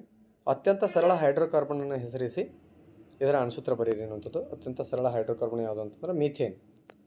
ಅದರ ಸೂತ್ರ ಇದೆ CH4. ಇನ್ನು ಉತ್ಕರ್ಷಣ ಕಾರ್ಯಗಳು ಎಂದರೆ ಎನ್ನುವಂಥದ್ದು. ರಾಸಾಯನಿಕ ಕ್ರಿಯೆಯಲ್ಲಿ ಒಂದು ವಸ್ತುವಿನ ಆಕ್ಸಿಜನನ್ನು ಸೇರಿಸುವ ವಸ್ತುಗಳಿಗೆ ಉತ್ಕರ್ಷಣ ಕಾರ್ಯಗಳು ಅನ್ನುವಂಥದ್ದನ್ನು ನಾವಿಲ್ಲಿ ಉತ್ತರದ ರೂಪದಲ್ಲಿ ಹೇಳ್ಬೋದು. ಸೊ ಮಕ್ಕಳೇ, ಇಲ್ಲಿವರೆಗೆ ಏನು ಮಾಡಿದಪ್ಪ ಅಂದ್ರೆ ಕಾರ್ಬನ್ ಮತ್ತು ಅದರ ಸಂಯುಕ್ತಗಳ ಪಾಠದಲ್ಲಿ ಬಂದಿರತಕ್ಕಂತಹ ಮಾದರಿ ಪ್ರಶ್ನೆ ಪತ್ರಿಕೆ 1ರಿಂದ 4ರಲ್ಲಿ ಇರತಕ್ಕಂತಹ ಈ ಪಾಠದ ಪ್ರಶ್ನೆಗಳನ್ನು ಮತ್ತು ಉತ್ತರಗಳನ್ನು ನೋಡಿದ್ವಿ ನಾವು. ಸೊ ಈ ಪಾಠದಲ್ಲಿ ಅತಿ ಇಂಪಾರ್ಟೆಂಟ್ ಆಗಿರ್ತಕ್ಕಂಥವುಗಳನ್ನು ಗಮನಿಸಿದಾಗ ಫಸ್ಟ್ ಏನು ಇದರಲ್ಲಿ ಅಂತಂದ್ರೆ ಪರ್ಯಾಪ್ತ ಮತ್ತು ಅಪರ್ಯಾಪ್ತ ಕಾರ್ಬನ್ ಸಂಯುಕ್ತಗಳ ನಡುವಿನ ವ್ಯತ್ಯಾಸ ಜಾಸ್ತಿಯಾಗಿ ಕೇಳಲಾಗಿದೆ. ಅದೇ ರೀತಿಯಾಗಿ ಕ್ರಿಯಾ ಗುಂಪುಗಳ ಬಗ್ಗೆ ಕ್ವಶನ್ಸ್ಗಳನ್ನು ಜಾಸ್ತಿ ಕೇಳಲಾಗಿದೆ. ರಚನಾ ಸಮಾಂಗಿಗಳ ಬಗ್ಗೆ ಜಾಸ್ತಿ ಕ್ವಶನ್ ಕೇಳಲಾಗಿದೆ. ಆಮೇಲೆ ಸಾಬೂನು ಹೇಗೆ ಸ್ವಚ್ಛಗೊಳಿಸುತ್ತದೆ, ನೋಡ್ರಿ ಭಾರಿ ಇಂಪಾರ್ಟೆಂಟ್ ಇದು. ಸಾಬೂನು ಹೇಗೆ ಸ್ವಚ್ಛಗೊಳಿಸುತ್ತೆ ಅನ್ನುವಂಥ ಪ್ರಶ್ನೆಯನ್ನು ಜಾಸ್ತಿಯಾಗಿ ಕೇಳಲಾಗಿದೆ. ಆಮೇಲೆ ಎಸ್ಟ್ರೀಕರಣ ಕ್ರಿಯೆ ಬಗ್ಗೆ ಕೇಳಲಾಗಿದೆ, ಅದರ ಸಮೀಕರಣ ಬಗ್ಗೆ ಕೇಳಲಾಗಿದೆ. ಆದೇಶನ ಕ್ರಿಯೆ, ನೋಡ್ರಿ ಆದೇಶನ ಕ್ರಿಯೆ ಬಗ್ಗೆ ಜಾಸ್ತಿ ಕೇಳಲಾಗಿದೆ. ಸಂಕಲನ ಕ್ರಿಯೆ, ಉತ್ಕರ್ಷಣ ಕ್ರಿಯೆ, ಹೌದಾ. ಸೊ ಇವೇನು ಕ್ರಿಯೆಗಳದಾವೆ ಇವುಗಳ ಬಗ್ಗೆ ಜಾಸ್ತಿಯಾಗಿ ಕ್ವಶನ್ಸ್ಗಳನ್ನು ಕೇಳಲಾಗಿದೆ. ಆಮೇಲೆ ಕಾರ್ಬನ್ನು ಅಯಾನಿಕ್ ಸಂಯುಕ್ತ ಯಾಕೆ ಉಂಟು ಮಾಡೋಂಗಿಲ್ಲ, ಸಹವೆಲೆನ್ಸಿಯ ಸಂಯುಕ್ತ ಯಾಕೆ ಉಂಟು ಮಾಡ್ತೈತೆ ಅನ್ನೋದಕ್ಕೂ ಒಂದು ಪ್ರಶ್ನೆ ಕೇಳಿದಾರೆ. C4- C4+ ಯಾಕೆ ಆಗೋದಿಲ್ಲ ಅನ್ನುವಂಥದ್ರ ಬಗ್ಗೆ, ಅದ್ರ ಬಗ್ಗೆ ಹೆಚ್ಚು ಕಾನ್ಸಂಟ್ರೇಷನ್ ಮಾಡಿರಿ. ಕೆಟ್ನೀಕರಣದ ಮೇಲೂ ಸಹ ಜಾಸ್ತಿ ಕ್ವಶನನ್ನು ಕೇಳಲಾಗಿದೆ. ಸೊ ಹೌದಾ. ಆಮೇಲೆ ಅಲ್ಕೇನ್ಸು ಅಲ್ಕೈನ್ಸು ಇವುಗಳ ಮೇಲೆ ಕ್ವಶನ್ಸ್ ಕೇಳಲಾಗಿದೆ. ಅಣುಸೂತ್ರ ಮತ್ತು ರಚನಾ ಸೂತ್ರಗಳ ಮೇಲೆ ಜಾಸ್ತಿ ಕ್ವಶನ್ಸ್ ಕೇಳಲಾಗಿದೆ, ಹೌದಾ. ಸೊ ಅದ್ರ ಜೊತೆಗೆ ಎಥೆನಾಲ ಮತ್ತು ಇಥೆನೋಯಿಕ್ ಆಮ್ಲಗಳ ಮೇಲೂ ಸಹ ಅವುಗಳ ಗುಣಗಳ ಮೇಲೆಯೂ ಸಹ ಕ್ವಶನ್ಸ್ಗಳನ್ನು ಕೇಳಲಾಗಿದೆ. ಸೊ ಇದೆಲ್ಲವುಗಳನ್ನು ಗಮನಿಸಿದಾಗ ನೀವು ಈ ಪಾಠದಲ್ಲಿ ಏನೇನೇನೇನು ವಿಷಯಗಳ ಬಗ್ಗೆ ಹೆಚ್ಚು ಕಾನ್ಸಂಟ್ರೇಷನ್ ಮಾಡ್ಬೇಕಂತೇಳಿ ನಿಮಗೆ ಗೊತ್ತಾಗ್ತದೆ ಅಲ್ಲ.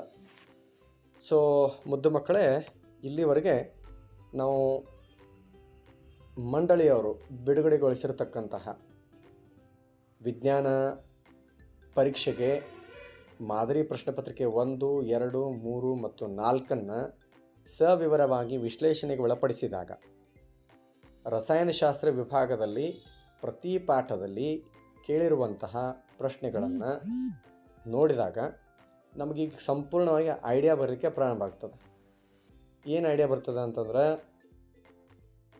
ಮುಂದೆ ಬರತಕ್ಕಂತಹ 2025ರ ಪೂರ್ವಸಿದ್ಧತಾ ರಾಜ್ಯ ಮಟ್ಟದ ಪೂರ್ವಸಿದ್ಧತಾ ಪರೀಕ್ಷೆ ಹಾಗೂ ವಾರ್ಷಿಕ ಪರೀಕ್ಷೆ. ನೋಡಿರಿ, ಈಗೇನೇನು ಪೂರ್ವಸಿದ್ಧತಾ ಪರೀಕ್ಷೆ ಬರೋದಿದೆ ರಾಜ್ಯ ಮಟ್ಟದ್ದು, ಆ ಪ್ರಶ್ನೆ ಪತ್ರಿಕೆಯನ್ನು ಸಹ ನಾನು ಪರೀಕ್ಷೆ ಮುಗಿದ ನಂತರ ವಿಶ್ಲೇಷಣೆ ಮಾಡ್ತೀನಿ. 4 ಪ್ರಶ್ನೆ ಪತ್ರಿಕೆಯಲ್ಲಿ ಬಂದಿರತಕ್ಕಂಥ ಪ್ರಶ್ನೆಗಳು ಮತ್ತು ರಾಜ್ಯ ಮಟ್ಟದ ಪೂರ್ವಸಿದ್ಧತಾ ಪರೀಕ್ಷೆಯಲ್ಲಿ ಬಂದಿರತಕ್ಕಂತಹ ಪ್ರಶ್ನೆಗಳನ್ನು ವಿಶ್ಲೇಷಣೆಗೆ ಒಳಪಡಿಸಿದಾಗ ವಾರ್ಷಿಕ ಪರೀಕ್ಷೆಯಲ್ಲಿ ಬರಬಹುದಾದಂತಹ ಪ್ರಶ್ನೆಗಳು ಯಾವ ರೀತಿ ಇರಬಹುದು, ಯಾವ್ಯಾವ ಇರ್ಬೋದು ಅನ್ನೋದನ್ನು ನಾವು ಅಸಂಪ್ಷನ್ ಮಾಡ್ಬೋದಾಗಿದೆ. ಅದರ ಸಲುವಾಗಿ ನೀವು ಈ ಪ್ರಶ್ನೆಗಳ ಕಡೆಗೆ ಹೆಚ್ಚಿನ ಗಮನವನ್ನು ಹರಿಸಿರಿ.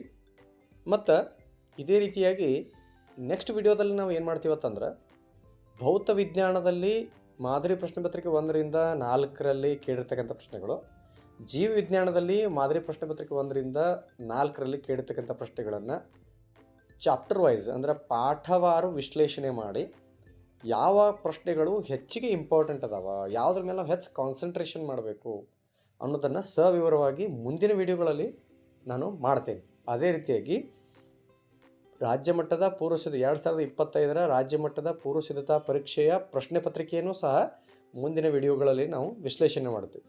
ಸೊ ಅದನ್ನು ಯಾರು ಮಿಸ್ ಮಾಡ್ಕೋಬೇಡಿ, ಹೌದಾ.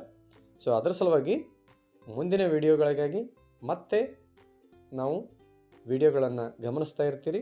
ನೀವು ವಿಡಿಯೋಗಳನ್ನು ಗಮನಿಸ್ತಾ ಇರ್ರಿ. ನಮ್ಮ ಚಾನಲನ್ನು ಲೈಕ್ ಮಾಡಿ, ಶೇರ್ ಮಾಡಿ ಮತ್ತು ಸಬ್ಸ್ಕ್ರೈಬ್ ಮಾಡಿ. ಮುಂದಿನ ವಿಡಿಯೋದಲ್ಲಿ ಮತ್ತೆ ಭೇಟಿಯಾಗೋಣ. ಬಾಯ್ ಬಾಯ್.